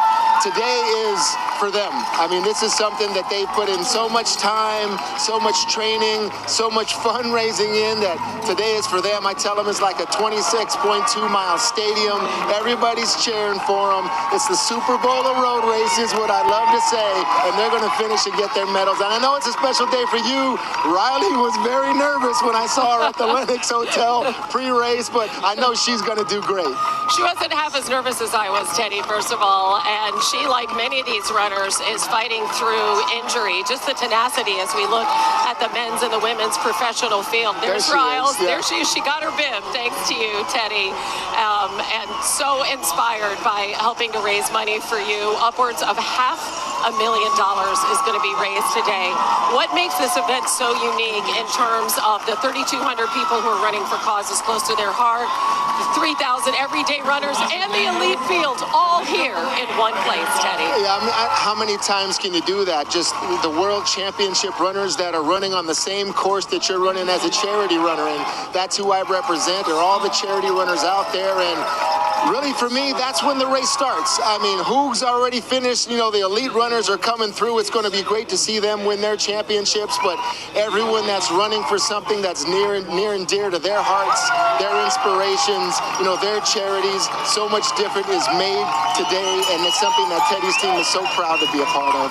Yeah, and Teddy, in terms of the race of life, you are definitely winning, channeling your own personal experience and helping so many other people. Thank you for joining us again. If you want more information on Teddy's team, please check out WCVB, their website, and we'll direct you to the right place. Teddy Bruschi, a champion in so many ways. John? Thank you, Hannah. Men's race. And Meb, it looks like we got some turnover. John Career's decided to put a little surge in here, put a little energy, a little speed into this thing. John Career has so much motivation and so much notoriety after the Chicago Marathon by over 2 minutes. So he's making a move here, and space has been created at this point. If everybody was feeling great, they'll be next to him. But it's a crucial point at this right now to be able to make a move. 90 minutes in, and he's decided to put the pedal to the metal a little bit. And that pack behind him at this point either can't or has chosen not to respond. When John Career won the Chicago Marathon, this is exactly where he went, at 20 miles. You know, he was chomping at the bit. He was sitting there in 3rd or 4th position, but that's exactly the moment in Chicago. Completely different road courses, right? So you don't really know if it's going to work with one and the other. But he could be one of two brothers to win this race for the first time ever. Absolutely, Carrie. I think Wesley Curry gave me a lot of advice. What he told them: be patient, believe you can't compete with anybody, is what he told them. But also make a move, and he want him to break at heartbreak hills. And I think we get in there right now. So I think he'll be able to just mile 20, 441. That's a decisive move right now, and the people are, obviously not comfortable enough to go with him. So he got to be able to hold on. Yep, good advice from big brother Wesley Career, who won here in 2012 Boston Marathon champ. Very much involved in his brother's career, and as Carrie has said, never had a pair of brothers win this in the 129 years that they have raced it. But maybe that's what today is about, because right now, John Career has decided, I'm headed to the finish line quicker than you guys, and you're all invited to come with me. At the moment, no one has decided to engage with him. It's the 129th Boston Marathon, ESPN2, WCVB. It's getting good, so you want to stay with us. November 7th, 1996. Firefighters are dwarfed by the wall of flames. All anyone can do is watch, wait, and wonder what this fire means for the small community that's made a way of life from the bourbon burning in its warehouses. It remains the worst tragedy to ever hit the industry. Kind of felt helpless, They don't expect what happens next. Bourbon Blaze, the night that tested America's spirit. Only on Very Local. The whole town knew everything. We knew they'd done evil things. Investigators say the torso had one clue intact. It's vicious. The community, they were living in terror. There's other victims out there. What if he comes after me? Decades later, we're finally getting the full story. Hometown tragedy, only on Very Local. Chaos and Kindness is back with an all-new season. We're here to make you happy. Join us as we travel the country in search of ways to help those who need it most. I think we know how we can help. Are you kidding? Yeah. No road trip is complete without a little chaos. The Mount Washington Auto Road? We're gonna die on this road. What? No. No, I need those big tires. Don't miss this epic new season of Chaos and Kindness. Streaming now on Very Local. Ready to debate what the most Midwestern dishes are? Jell-O and Cool Whip is fancy. I don't know who made deep fried butter. I am not supposed to put this in my mouth. Each week, our experts count down the Midwest's heartwarming dishes. It's basically everything on your plate in a box. Sauce everywhere. Just walking down the street dripping. This is why Midwestern food gets the reputation that it does. What dishes will take the Heartland's top spots? Find out this season on America's Most Delish Midwest. Only on Very Local. Welcome back to our live coverage of the 129th running of the Boston Marathon. Teddy's team is the official charity partner of WCVB and our Hearst Television New England stations. By the way, if you'd like to donate, head to WCVB.com/Teddy. Teddy's team, one of 176 organizations, part of the Boston Marathon official charity program. Some 3,200 people are running for these charity programs today, expected to raise upwards of $50 million this year alone. That's impressive. It's impressive, their commitment. It's impressive, their dedication to what goes, including your daughter, Hannah. Yeah, we'll see. Again, there are 4 waves of runners who are going off, and that very last wave of runners. So the final of that 30,000 or so who are running Here today is just going off now at 11:15. Getting a little nervy, right? Just getting into the Boston Marathon and his accomplishment in and of itself. Yeah, the qualifying times for Boston are some of the toughest times for major marathons. So if you're not running for one of those charities, you have to qualify. You do, and we actually talked about that with Jeff Dengate, who is the runner-in-chief at Runner's World, and guess what? He's running himself today. You have to qualify by running really fast. The times are different based on how old you are. But you can also get in through raising money through charities, which is also a really good way to earn your spot here. So here's your qualifying times, and it really depends on how old you are, right? You can see the breakdown here. For 18 to 34-year-olds, the men need to break 3 hours. The women, 3.5. By the way, next year, these qualifying times are going to actually be 5 minutes faster for everyone younger than 60 years old, which I don't know. Is present company included in that? I mean, do we need to talk about that?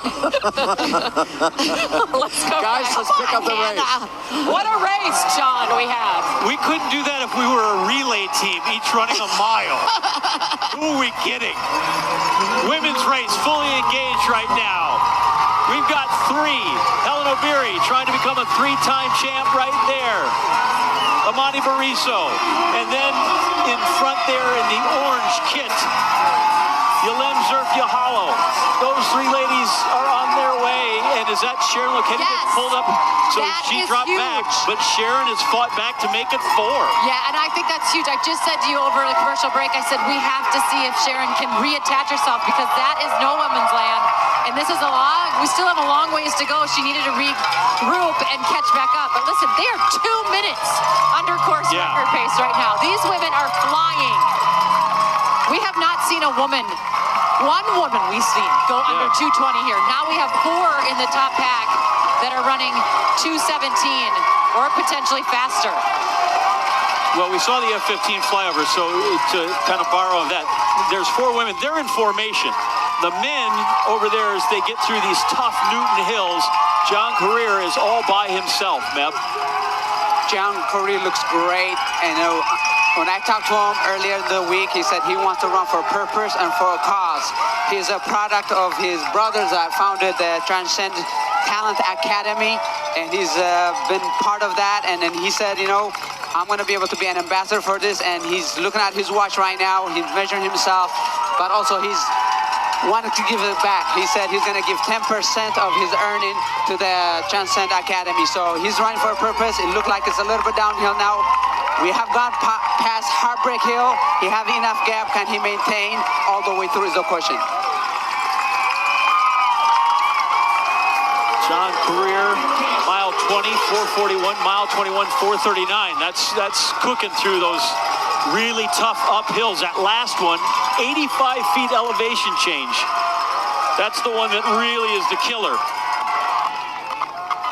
John, the endorphin of winning is big. We talked about the pace may have been a little bit slower, the course record, but now he can get the downhill to his advantage as long as he can maintain the pace. Women throwing elbows trying to make space. Well, we know that Helen Obiri likes to get going, and it is always patience is a virtue in the marathon, and that's a real big thing that they've been working on with her. Patience. She seems like she's gotten that, but it still is hard for her to not to want to push. That's just what she is. She's a great cross-country runner, great track runner. She's a competitor, and there's clipping going on, and there's some looks going on. That's the looks sometimes can be the worst. But listen, I asked Sharon Lokedi, and I know, and you can speak more to this, Meb, than I can, but there is a big rivalry between the Kenyans and the Ethiopians. And I asked Sharon Lokedi that, and she said, yes, before the race, we look at each other, we see each other, we acknowledge. During the race, it is real competitive. And then afterwards, they can be friendly. But it is a very strong rivalry between them. Kerry is definitely a big rivalry, and you can see now they're changing load from one side to another. Helen Obiri just pointed out to Halo now to give me some space, and they're looking at each other now. They're talking. The Ethiopian and the Kenyan rivalry is deep.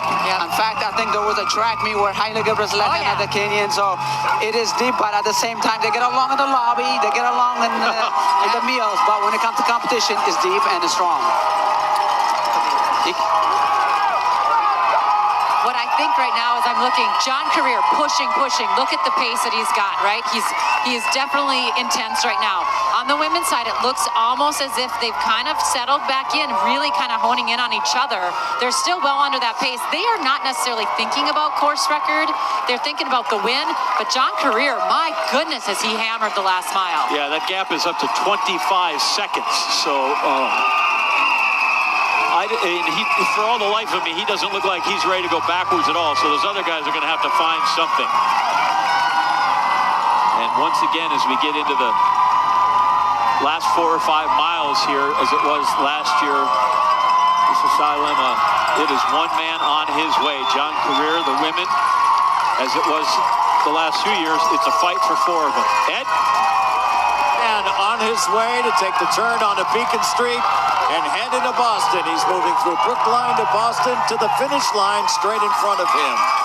We are excited here to announce that ESPN and WCBB Channel 5 have extended the broadcast partnership with the Boston Marathon presented by Bank of America. It's a multi-year agreement. It means you will be able to watch the marathon live on ESPN, WCBB on air as well, and digital for years to come. We love our partnership together, and this is great news. We will be back with that competitive women's race and John Career racing to a title here, just like his brother. Chaos and Kindness is back with an all-new season. We're here to make you happy. Join us as we travel the country in search of ways to help those who need it most. I think we know how we can help. Are you kidding? Yeah. No road trip is complete without a little chaos. From Mount Washington Auto Road, we're gonna die on this road. What? No, I need those big tires. Don't miss this epic new season of Chaos and Kindness. Streaming now on Very Local. The whole town knew everything. We knew they'd done evil things. Investigators say the torso had one clue intact. It's vicious. The community, they were living in terror. There's other victims out there. What if he comes after me? Decades later, we're finally getting the full story.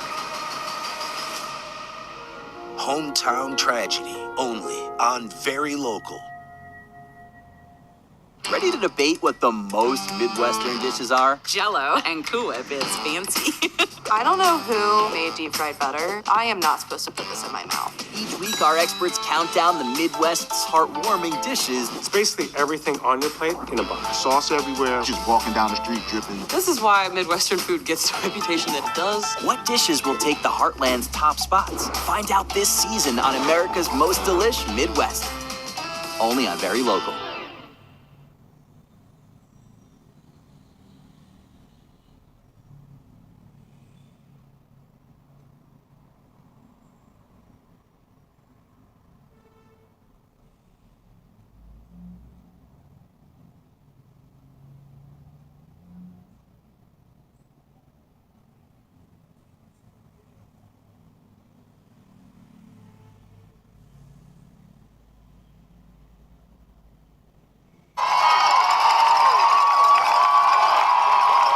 Good racing. Women 4 into their running for sure. John Career's into his running in Brookline, and he's asking the other guys to come.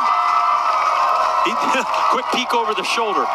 He knows they're there, but right now he can't see them. Connor Mance, by the way, still in that group of 4 that's giving chase. So is Evans Chibet. On the women's side, we're seeing Sharon Loketti again up to the lead in that water station area. I'm not so sure this is where she necessarily wants to be, but we do know that Annie Frisbee's in 6th place right now. She's about 1 minute and 30 behind, having a really great race. I mean, she's under 2:20 pace, people. This is amazing. She could possibly be the fastest American on this course today. Exactly, yeah. And Annie is great. You know, she trains in Minnesota, obviously. She's in great, phenomenal shape. And, you know, she was walking out on the lobby just as relaxed as it can be. Very the pressure's relaxed. not on her. Yep, she trains with Dakota Popane, top American at the Olympic Games. But yeah, you said it. 2:22:02 is Shalane Flanagan's course record here from 2014. And right now, Annie Frisbee is under that pace, well under that pace. Saw that chase pack of Mance and Idris Kotut trying to get to John Career. Hope that maybe he comes back to them a little bit. The women, when they spread out, it's like they're ready for a photo that can be on the cover of the Boston Marathon for next year, right? They just 4 abreast, all of them running. You're right. I think their pace has cooled just a bit, but the competition certainly has not. I think John Career just ran mile 22, 4:24, and from last 5K from 30:35, 14:26. So he's making the gap quite a bit bigger. So, you know, I always tell people, don't wait until the last 400 for a race. If you can get away from others, do it early. Yeah, he is ticked off a bunch of 420s. Yeah, I think for him, his 58.50 is his personal best in the half marathon. And when he went 101, I believe 101.29 or something for the half, he has a big spread for him to feel as comfortable as he can. And then now as he goes down to the downhills, after heartbreak hills, he's using it to his advantage. Ran 2:02.44 in Chicago. He's run this race. This is the fourth time. Last year he was fourth in 2:07.40. 23 came through, was ninth in 2:10. So obviously he's got the experience. Every year he's improved, gotten a little better, and hopes that at some point he can match his brother. But really he's kind of stepped up in both his weight class of races that he has won, right? He'd run in LA and won that marathon a few times, but he's kind of stepped up in class into these world marathon majors, and then certainly has stepped up his times. You're watching the Boston Marathon presented by Bank of America. Hopkinton to our broadcast position by the Old South Church in the Boston Library. Men's and women's races getting late. Take a look at John Career in this shot, and now we pan back to find those guys behind him. There they are. That's a significant gap, because you know what? You're running out of real estate at some point. You run out of race. Connor Mance, Katut, Edris, Simbu, like these guys are all so good at what they do, but getting a marathon, a major win is so very hard. John Career got the taste of it in Chicago this last fall, loved it. Says he runs for something different than the win, though, doesn't he, Matt? Absolutely. Connor knows how to race, and he's in the mix with the best of the world. And I talked to Ed Ison yesterday, and he said, coast the first, he gave him 4 C's. Coast the first 1 to 6 miles and cover the moves. Unfortunately, he was not able to cover John Career's move, but he's hopefully be able to cover these guys. And then also cruise. He's going from 16 to 21. He wants to be cruise, look as good as possible, have the legs underneath of you, and then hopefully he can close fast. Gap now 40 seconds. We showed it to you visually, but if you want to put a stopwatch to it, 40 seconds between the men, John Career and the chase pack in the men's race. Here's the American women's update. Annie Frisbee having a great race. And now it looks like she's way behind, but she's crossed the track pad, and Emma Bates and Jess McLean-Sarah-Hall, Dakota Popane have not quite gotten there yet. Yeah, and Emma Bates, has been the top American in the last 2 times that she's run here. She's coming back from injury as well. It's a big year. 2024 was a big year, and it's a really hard thing to get through the Olympic Games, get through the Olympic trials, and healthy. Those 2 women are back here healthy now, and they're ready to roll. Sharon Lochetti on the right leads the women's race. She fell off a little bit, but gathered herself. She's in front, coming off a win in the NYC half, where she ran 67.04. Did you cover that one? Yeah, I did. You're And there, she looked so good. She got to mile 10, and it was like shot out of a cannon. She really held back, and then she set a new PR. She's coming here with lots of confidence. She, too, has had a little bit of a different build-up. Normally, she goes back to Kenya. She's been in Flagstaff the entire time here, and they've had to really search for male pace setters for her here, too, to have enough. But her coach, and Sharon told me that she is probably in the best shape of her life and wants that win. We've seen her be runner-up here. She won in New York in her debut, but hasn't won since at a major marathon. So, yeah, this is her day, maybe. Who am I kidding asking if you ran the race? Like, if there's a 10K in Rapid City, South Dakota on TV, you're doing it. I love to talk running. Let's just say that. They're the 4 horsemen on the right. It's going to be a great race. I want to see who gets froggy and starts to jump. That's why you should stay with us here on ESPN2 and WCVB TV, because it's the 129th Boston Marathon presented by Bank of America, and we have decided nothing in the women's race yet. Stay with us.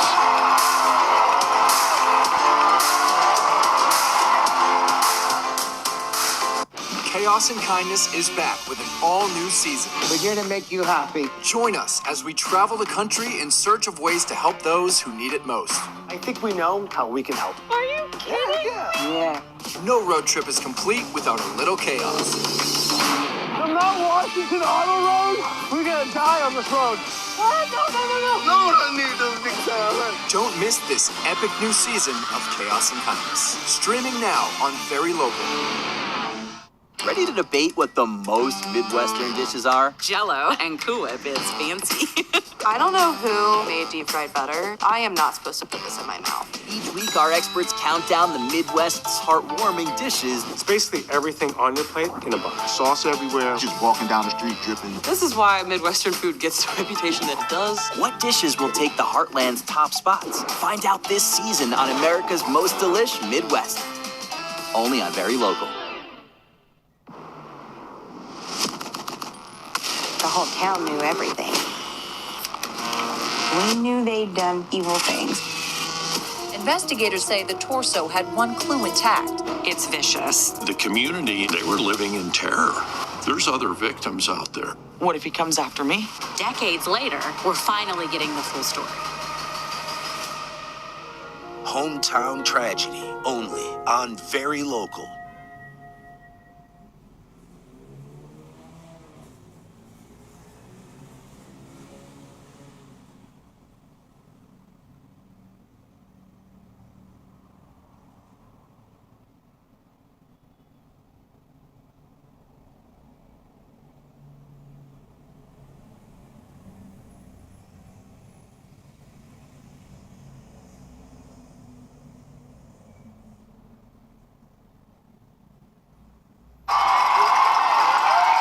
Back at the 128th Boston Marathon, 2 races, 2 boxes. John Career's in Boston. He's just got to see if he can ride this thing home. There you see the 3 guys chasing him. Connor Mance is there from the United States. Cyprian Cotot and Alphonse Simbu are chasing him. And then the 4 women on the right, Sharon Lochetti, Amani Bariso, and Yalemzer Yahalo. There's the chase pack. We're going to go with our man with the leader. That would be Josh Brogadier. Josh, let's visit with you one more time before they get close. Guys, I think it's just so significant watching John Career run without a bib. You don't see the name Career, and that is so much about his personality. He was joyful when I spoke with him on Friday. He was talking about giving all the money back, part of his earnings back to the children of Kenya. And I know that Meb referenced part of this, but the Transcend Eye Hospital, he said he's running here so that someday they can run here. It was really beautiful. And so ultimately, he's kind of like a professional charity runner.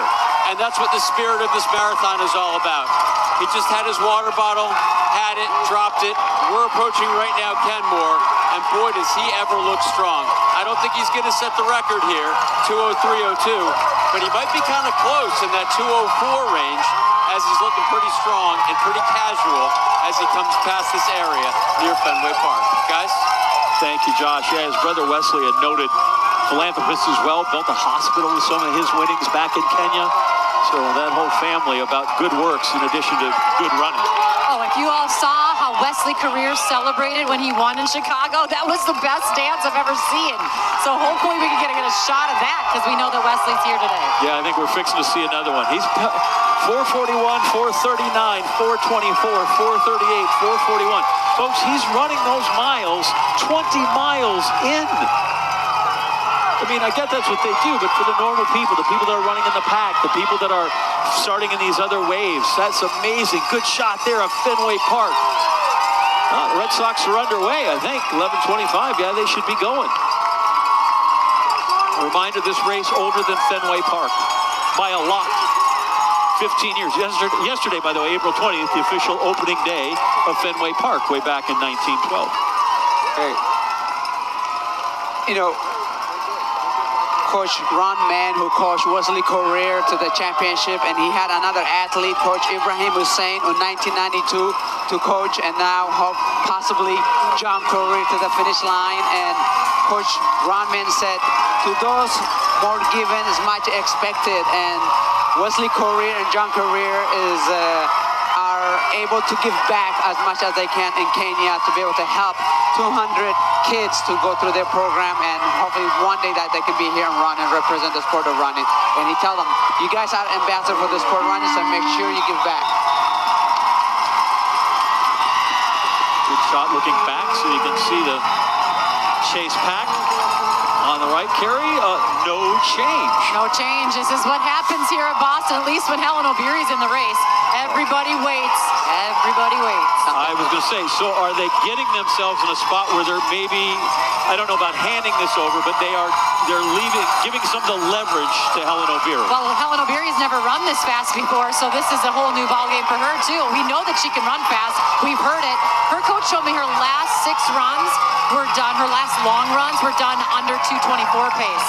So she is so ready, but so are these women. I mean, all 4 of these women are so good. As we saw a picture of Connor Mance there, getting ready for maybe his first podium at a World Marathon Major.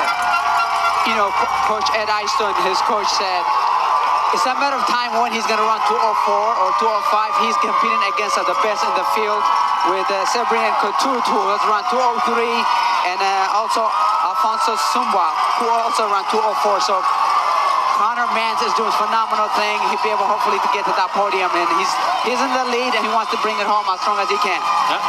Clearly in a good spot to be the top American. The last 5 years running, the top American's been 7th. So I don't know why we've etched our place as 7th where we are, but Connor Mance looking to... I mean, can we just give Connor Mance some props, though? I mean, really, he puts himself in every single race, and he runs himself into the ground, even when he's got, you know, some injuries and things on the mind and on the body, but he really does. He wants it so badly, and we all, I think, want it for him, too. But man, this pack of 3 has been really powerful today. They've been helping each other out. Amanda McGrory, I know the wheelchair racers are done, but you know what it's like to hurt in these stages in the race. No matter how good any of these athletes look right now, they are absolutely feeling it. And so much about the marathon, this 26.2-mile distance, is the mental part of it. Everyone here is well trained. Everyone here is ready to run. They know how to run 26.2 miles, but it's about staying consistent and not getting in your own head. Absolutely. 90% is mental, 10% is physical. On this point right now, John Curry looks great on the men's side, but the race is for second place right now. Who's going to get that second place? There's 3 guys, and one is not going to be in the podium, and you have to be able to know your study, what your strength and your weakness is. And Connor, we know that he's a fighter. Hopefully he can push it through, dig deep like he has done in the past. He keeps looking back, and in this case, they're not gaining on you, right? Satchel Paige, don't look back, they might be gaining on you. I don't know. At this point, he feels like he is in complete control, coming down. Last man to win Chicago in October and then win in Boston was Robert Kipchoge's Chariot. Did it 2006 and 2007. It is a beautiful feeling coming on Boston Street. The crowd is deep and celebrating the sport of running, and John Curry is making a name for himself.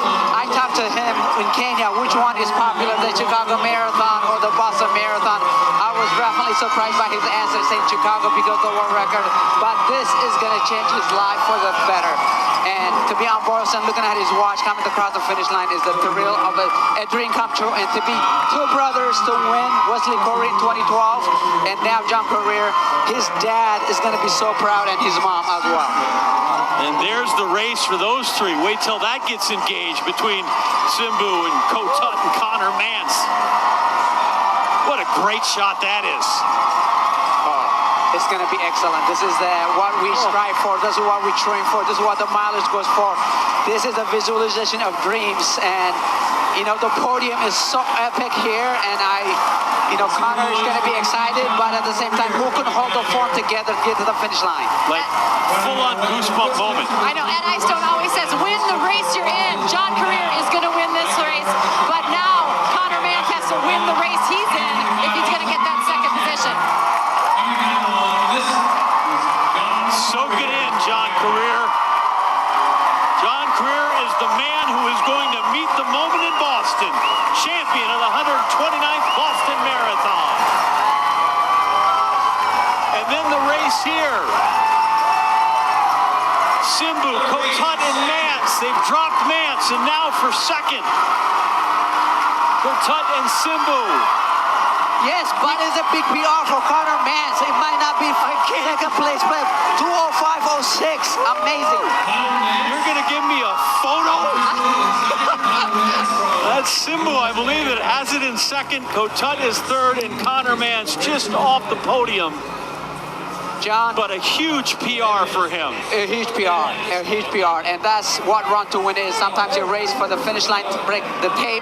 Sometimes you run for the podium, and I'm pretty sure Ed Ison will be so proud of him.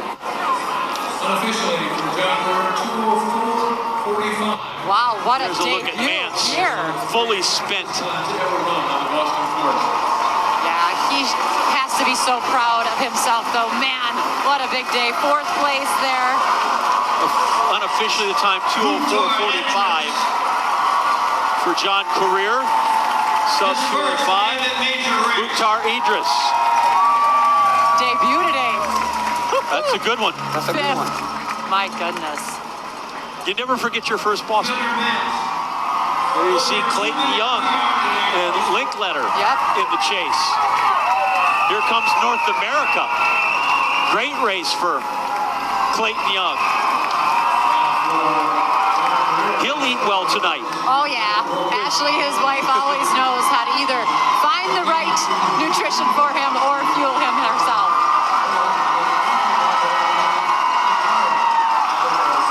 You know, Clayton, Ed Ison said if he can get the top 10, he will be ecstatic for him. And for Connor Mans, podium would have been great, a win over the moon, but top 5 is as excited as it can get, and a PR, that's amazing. Fantastic day for both those men. Linkletter is going to get there just ahead of Young, who's going to ninth at the Olympics, but another great international field and a great performance by Linkletter for Canada and a great performance by Clayton Young. Clayton Young, he told me that he wanted to prove himself, even after being an Olympian and being so good at the Olympic trials. But he said this year is all about proving himself and everyone else. He's done a great job with that. And the women's race. We've lost one, but it's not Helen O'Beary, and it's not Sharon Lochetti. It's the fastest lady on the course. Yep. Amani Bariso. The world champion, Amani Bariso, is been left behind by these three ladies. Sharon Lochetti has to do this. You can see that she's got that pressure on. She has to do it if she wants to run the legs out of Helen O'Beary. Yahalo is great as well. She's got that speed, but I really think that this is where Lochetti needs to start thinking about really starting to put the pressure on. And it becomes a whole different race. You see a lot of those fast marathon times, but that's because they're in races with pace setters. They're in races with people that can help them through this. These guys are on their own, and there are 3 left. Who will join John Career as a Boston Marathon champ? Well, that's why we're here. That's our job, and we can't wait to bring it to you. 129th Boston Marathon. We're finishing up on ESPN2 and WCVB.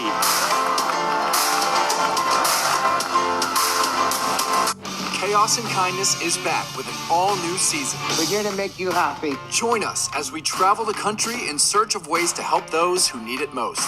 I think we know how we can help. Are you kidding? Yeah. No road trip is complete without a little chaos. The Mount Washington Auto Road? We're gonna die on this road. No.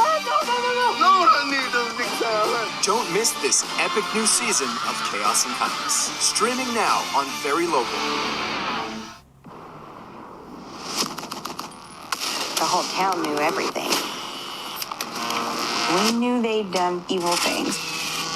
Investigators say the torso had one clue intact. It's vicious. The community, they were living in terror. There's other victims out there. What if he comes after me? Decades later, we're finally getting the full story. Hometown tragedy, only on Very Local. November 7th, 1996. Firefighters are dwarfed by the wall of flames. All anyone can do is watch, wait, and wonder what this fire means for a small community that's made a way of life from the bourbon burning in its warehouses. It remains the worst tragedy to ever hit the industry. Kind of felt helpless, you know. They don't expect what happens next. Bourbon Blaze, the night that tested America's spirit. Only on Very Local. Ready to debate what the most Midwestern dishes are? Jell-O and Cool Whip is fancy. I don't know who made deep fried butter. I am not supposed to put this in my mouth. Each week, our experts count down the Midwest's heartwarming dishes. It's basically everything on your plate in a box. Sauce everywhere. Just walking down the street dripping. This is why Midwestern food gets the reputation that it does. What dishes will take the Heartland's top spots? Find out this season on America's Most Delish Midwest. Only on Very Local. Back here at the Boston Marathon, and ladies, the stage is all yours. With Carrie, we've got basically a 5K remaining. Oh, I am so excited. This is what gets me every time, this finishing kick here in Boston. Every single year, it seems like in the last few, as I said, it comes down to the final 100 meters. But we're seeing Sharon Loketti start to put that pressure on, as I said. Yahalo, she knows she needs to as well. We've talked about her half marathon. She's a 63-minute over half marathon. She's one of the fastest that we've ever seen in history there. But I think that they all know what Helen Obiri has done. This woman has won medals on the track, in cross country.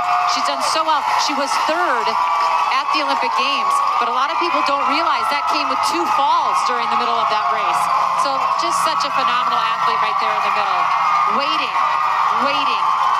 It's exactly what she does. Through 37.2 kilometers. The race is 42.2, so we are right at 5K inside Cleveland Circle through Brookline, Boston, and Back Bay. And again, everybody looking forward to that big left onto Boylston and that last stretch. And it looks like they're going to need all of that to sort this thing out. Loketti, who won in New York in 2022 and has been really just close since, hasn't quite been able to repeat that championship. Mahalo's got a major marathon under her belt, London champion in 2022. You know, John, nobody's giving space. They're running so tight together. You see a lot of saying, hey, take the lead or give me some space, because they want to be comfortable as much as they can, because the lactic acid has kicked in. They're fatiguing. They wouldn't want any bumping into each other. So it's going to be a great race toward the finish. These are very accomplished athletes on their own rights. You know, but Helen Berry have the speed of the 1,500 meter, but, you know, it's a marathon. You've got Yahalo, who has got a world record on the roads in the 10K at 29:14 against a woman who's got a couple of world championship gold medals in the 5,000. Yes, so fast on the roads, as we said. But this is where we're looking at the map a little bit. We can see where they are in respect to the record. Right now, the record is on the left. That's the green mark. They are in the red, so they are well ahead of it. Yeah, the record is 2:19:59, and 2:18:16 is the pace. So they are a minute and a half or more ahead of that. So they slowed a little bit because they were up by about 2 minutes, but they are now getting ready for those final pushes, right? And they're really getting more strategic here. As I said, they are probably taking a look at their watch and saying, oh my goodness, we're running fast, but not concerned about the course record. That's more about the after effect. It's too late to worry about that now. Like we're 23 miles into this thing. Well, just watching, they always go back to the 3 across, and then somebody wants to push a little bit. 3 across, and they push again. A little look back, and I don't love that. Yahalo taking a look back. To me, that shows weakness. You know, it's weakness, but at the same time, it can be beneficial. The reason being is, like, I got third spot to secure, but now I'm going to draft behind and be able to just hold on to the end. So, yes, sometimes I think it can be a sign of weakness, but I think also see to make sure you got secure third place if you're going to make a move. Yep. Make sure Bariso's far enough back. Alexis Beckett, let's get your point of view on this thing.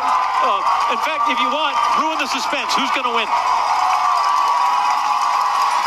I don't know. All of these women look so strong. I do not know, but Helen Obiri, as she's trying to make this three-peat happen, she told me that her daughter told her that she had to change her tactics this year. She said, Mom, they know what you're capable of. You got to do something a little bit different. She's running so fast, but I can't imagine she changed that last tactic of that final kick. So exciting. It's loud here. I'm loving every second of it as these women try to make make history. I'll send it back to you guys. Tanya at 9 years old telling her mom how to race. I believe it. I think I say this every time that she's in a race, but it's one of my favorite stories. And I asked her, what does Tanya say sometimes when you don't win? And she just says, Mom, why'd you let that lady beat you? Which, kids are really, they ask pointed questions. Well, Yahalo won the London Marathon in 2022 in her debut. And guess what? She's run the fastest out of these three by a lot. She has a PR of 2:16.52. I don't like that she took a look back, but she got right back up in there, and she's feeling that energy that these two in front. Sharon Lokedi leading this race. Helen O'Beary. These two have duked it out time and time again. Oh my gosh, you guys, I can hardly handle it. There are no secrets here, to be sure. Amanda McGrory, you were a pace setter. You were a pioneer to some degree in yours. But you watch this and see strong, powerful women competing like this. What do we think? What's your view? A pack of three is not a bad place to be. Like Meb said, you are guaranteed a third place finish. You're guaranteed a podium spot. So I think that could give someone a little bit of courage to make a risky move here, put themselves out there and see what's going to happen. Shannon Lokedi is taking the lead because she knows what the speed of Helen O'Beary is going to be like. She don't want to be coming to Boylston. She's going to try as much as she can to get grind right now and not come to Boylston Street because we know that Helen O'Beary had the speed. As we can see, Yahalo is kind of dropping a little bit, so she's going to take her second place and see what happens on Boston. It's going to be a double meet between Helen and Sharon. Mile 24, 4:53, everybody. We are seeing a little bit of a break here. Yep. Sharon Lokedi, this is what she does. She likes to push in the final 2 miles. I told you, when she ran that half in New York City just a few weeks ago, she had a major move with 3 to go. And this is what's going on right here. She's making a major move. Helen O'Beary is covering it, but Yahalo is not. We've seen them duel before. Yahalo cannot. She looks behind her. You talked about the podium. Third place pays $40,000. Second place is $75,000. First place is $150,000. They keep going. There's also a $50,000 bonus to break the course record. So make no mistake about it. The trophy's nice. The laurel wreath is nice. So is money, okay? Let's not discount it. The cash, that'll spend. And John, whoever wins here, whether it's Helen or Sharon, both of them could be under the course record, and which has been a long time for it. But I think talking to Sharon earlier, she says, I'm happy for Helen to have won twice, but I want one for myself. So I'm pretty sure right now she's digging deep as much as she can to create some space away from Helen because she don't want to be in a sprint against Helen. All right, so the women's champion's still in doubt. It's another duel between Lokedi and O'Beary. We're going to go to Hannah, who has the men's champion, John Career. Hannah? Career finishing this race in 2:04.45. A guy who runs Boston and Chicago, won Chicago in October. Followed that up today with the title in Boston, the younger brother of Wesley Career, who won this in 2012 as they make history. The first siblings ever to win Boston, and you can see the emotion there as we go down to Duke Castiglione with the winner. Duke. What did it feel like when you crossed that finish line as the Boston Marathon winner?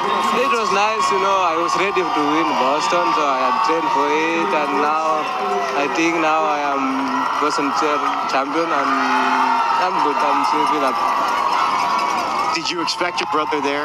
Yeah, I accept him there because I had promised him that I'm going to win, and I made it. Yeah, good. So you saw him there, you guys embraced. That was a special moment, becoming the first brothers to ever win the Boston Marathon. That's pretty special. It's special in us. For us, we are good, and we are enjoying to be the Boston champion.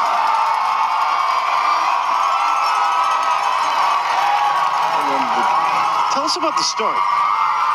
At the start, your hand right there, right? Right there, and then you scraped your knee as well. So at like 50 meters from, it was not even less than 50 meters from the start, I fell down and I was like I looked some seconds down, then I woke up and tried to close the cup and I make it. Did that affect you at all during the race? For me, it didn't affect me mentally, but it affected my leg, and I was still feeling a little bit pain, but I was ready to run, and I'm good. Now, when did you start to push? For me, I started to push at 20 miles, so I pushed, and I saw people are not moving anymore, so I continued pushing, and then I come to the finishing line. And you're about close to 8 minutes faster than your brother when he won. I spent a little time with him over here. He's so proud of you. But, what does that feel like? You're going to maybe give him a little joke about being 8 minutes faster in a win? So, yes, today I will make joke for him because now I'm the fastest in the family. You are? Yeah, so, and he had a title for Boston in the family, but now I got it, and I think I'll make a joke for him. John, thank you very much. Guys, back to you. All right, thank you, Duke. I've watched 5Ks, I've watched 10Ks, and here we are in 26, and we've got a sit and kick race. Yeah, 2K to go. 2K to go. They got up that last little bump there. You definitely feel that bump there. They both went for their bottles, so they're both relaxed in their right mind. I think if you get too foggy and your body starts to go, you throw out that last bottle and you just keep racing. These two went over, and I always say it. I think you show your athleticism when you can grab those bottles this late in the stage of a marathon. Yes, I think after Helen Berry just threw her water bottle, but at this time, you just want to get your mouth wet a little bit, get a little sugar to let the brain know that you're going to be okay. Yeah. But at this point, it's not that important to carry the water bottles. But I saw earlier there was a lot of hand gesture again. Sharon, don't want to take the lead, and Helen O'Berry don't want to take the chance, so she's gonna wait until the last move is be made. What I like right now, when I'm looking at form, Sharon Lokedi, a little bit of a tilt back. That's sort of how she runs, but you can see a little. And this is exactly what I was saying. Helen O'Berry has that lean forward, but watch right there, then Lokedi reacts. Woo!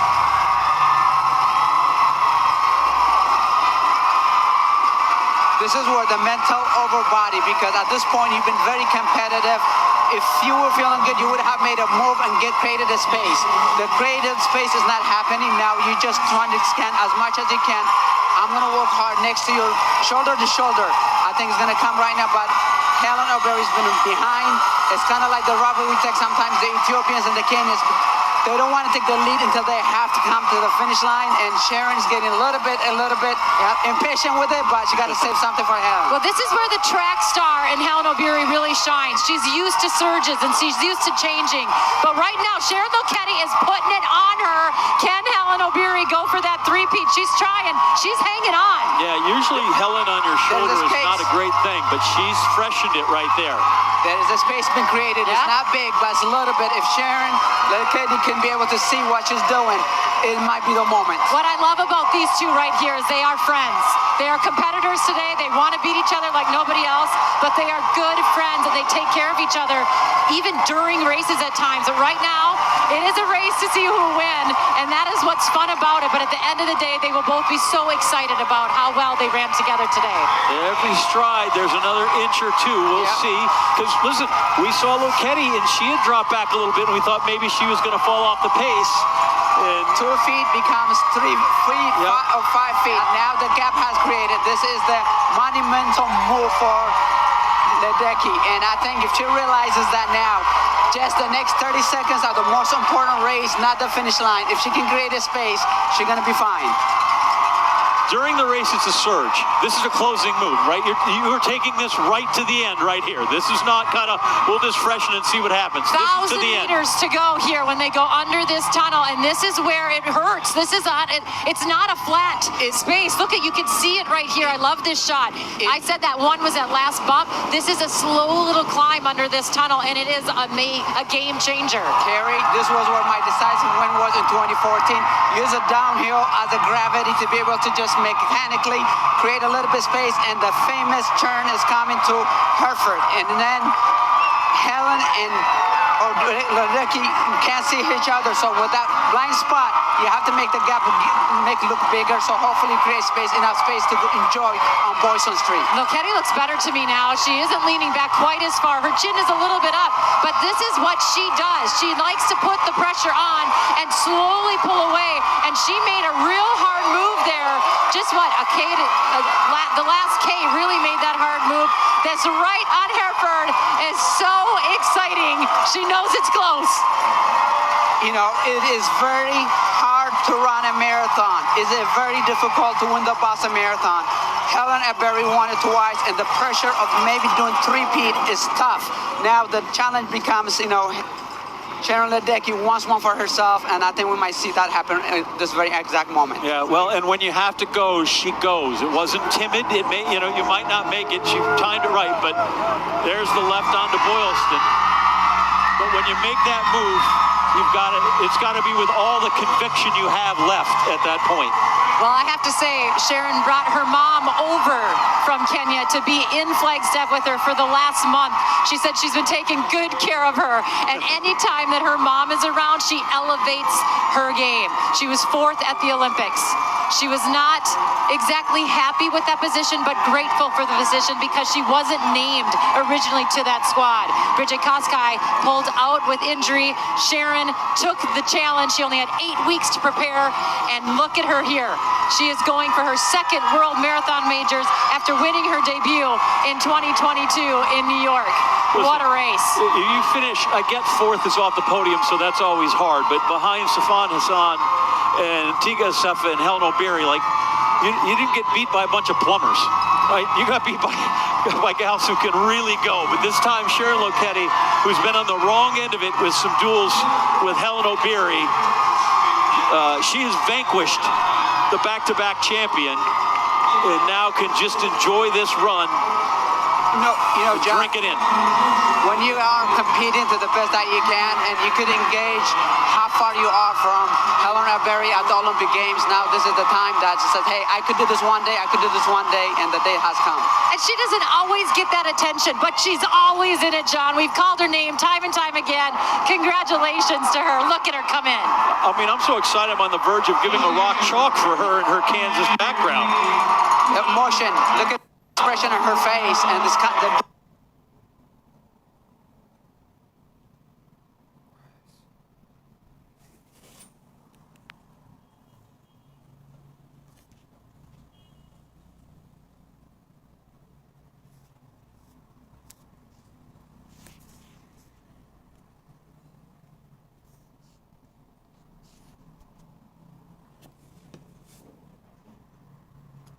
And we love watching her race.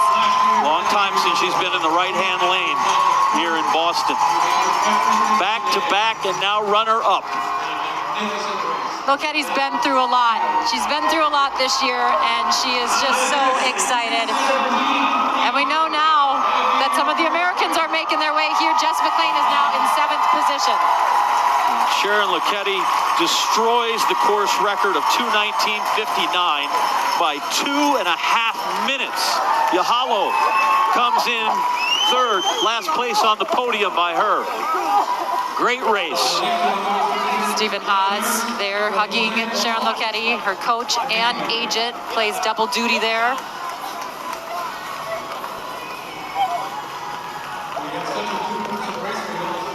Just the emotion. I mean, she is such a fun personality. She wears her heart on her sleeve. She loves everybody around her. Well, and you watch that, and when they get there, and you see, yes, the joy, but you see how many people are involved in that success. There's a coach, there's a mom, you know, the parents, there's a nutritionist. Like, it really is, it's a team. Even though you're out there by yourself, it takes, you stand on a lot of people's shoulders. Well done. Well done. Look how worn out her mom is there too. We're all worn out. Sometimes I wonder if that's just a really long hug, or it's just like, keep holding me up for a minute, because I'm really tired. Wow. Sharon Loketti is the champ. Look at the joy. Everybody on the podium under the course record, led by that woman. This woman that's coming in second, Helen Sharon Loketti's the champ. It's the 129th Boston Marathon. We're back with the champs. Gonna wrap things up after this.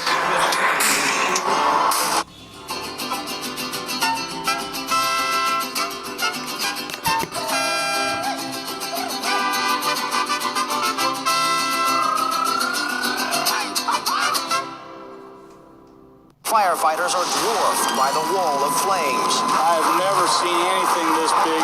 All anyone can do is watch the bourbon burning in its warehouses. Kind of felt helpless, you know. Bourbon Blaze. Only on Very Local.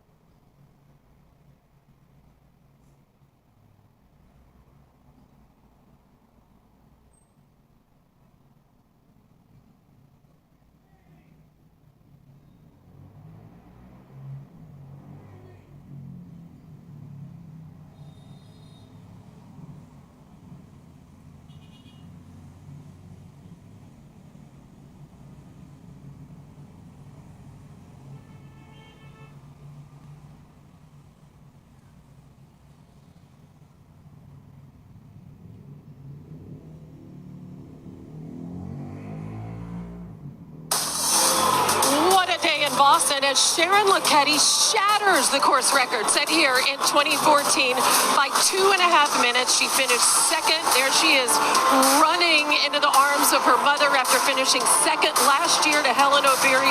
She turns the tables on her countrywoman, prevents Helen O'Beary from a three-peat, and wins her second marathon major after winning her debut in New York back in 2022. Let's go to Duke at the finish line with the champ.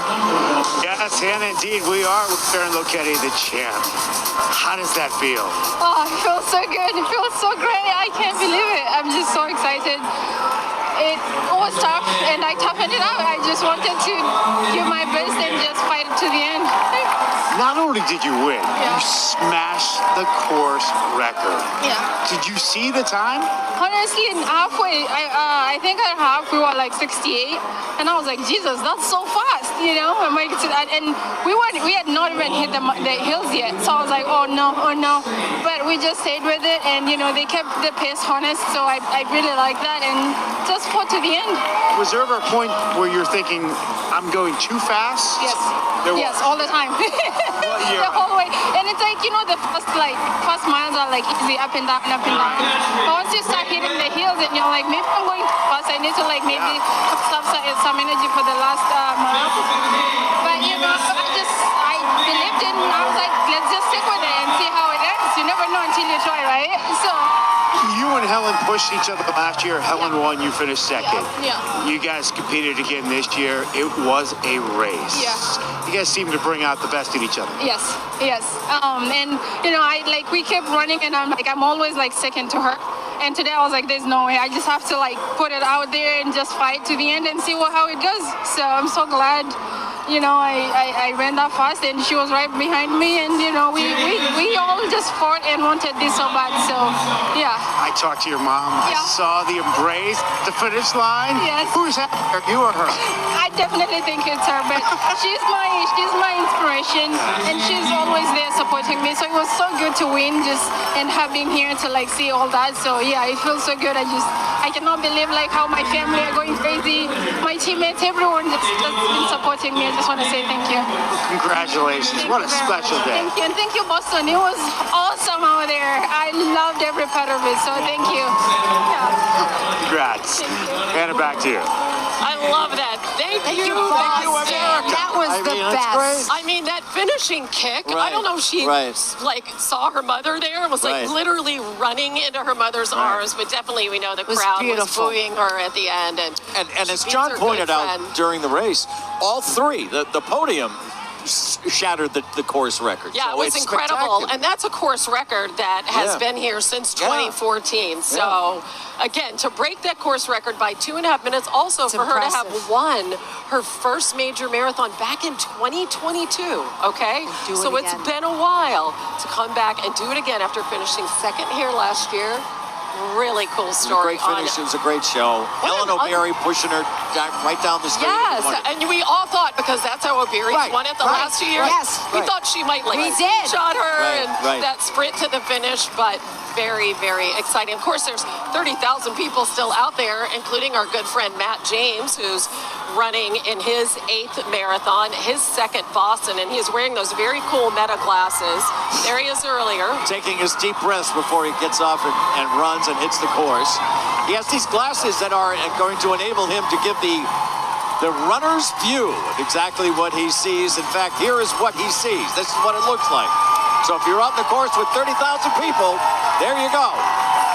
Actually, you do get a sense of how narrow the course is at points and just how crowded it could be. And again, there are 4 waves of runners going out there. As one of the cool things about this race is you have everyday runners, people who qualify or people who are raising money for charity, and they're racing alongside the best in the world. Well, as Maria pointed out, because she's run the race, when you come out of Kenmore Square and dip down, I'm telling you, you're spent already, and you have to and then accelerate. it's a tiny little hill, but it feels monumental. But then you can start to feel the crowd, and they start to cheer you in, and then you go right around here, and that's the goal right behind us. It's amazing. You speak from experience. I so do, there and you I go. loved it. It was a long time ago, but boy, it's right here always. Well, and you're refreshed by all 4 races that happened out on this course today. I mean, all of them were brilliantly maneuvered, brilliantly executed. It was really good.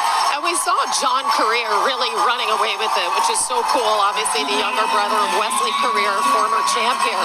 But behind him was Connor Mance and Clayton Young, those training partners for BYU, and their third BYU alum, Rory Linklater. They were all back there in that second pack.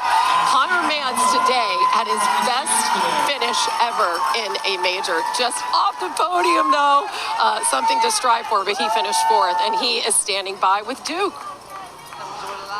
All right, with us now, Connor Mance, first American across the finish line today. Connor, what did that feel like? Today was difficult for sure, but it was a blast to be in Boston, competing with the best in the world. It was tough for sure. I was happy to be there with, fighting for second with about a quarter mile to go. But the harder I tried, the slower I started to run at the end. But the other 2 guys are just really strong. The fact that you did not race here last year, but the year before, I know in 2023 the weather conditions weren't as good as they are today. However, you're 5 minutes 13 seconds faster today than you were 2 years ago. Did you feel that much better? I felt a lot better last year. Around mile 24, I began to get some tunnel vision, began to black out. So I lost about 2 minutes in the last 2 miles last time I ran this. But this year I think I paced it out a little bit better. I competed up front. I was ready to run.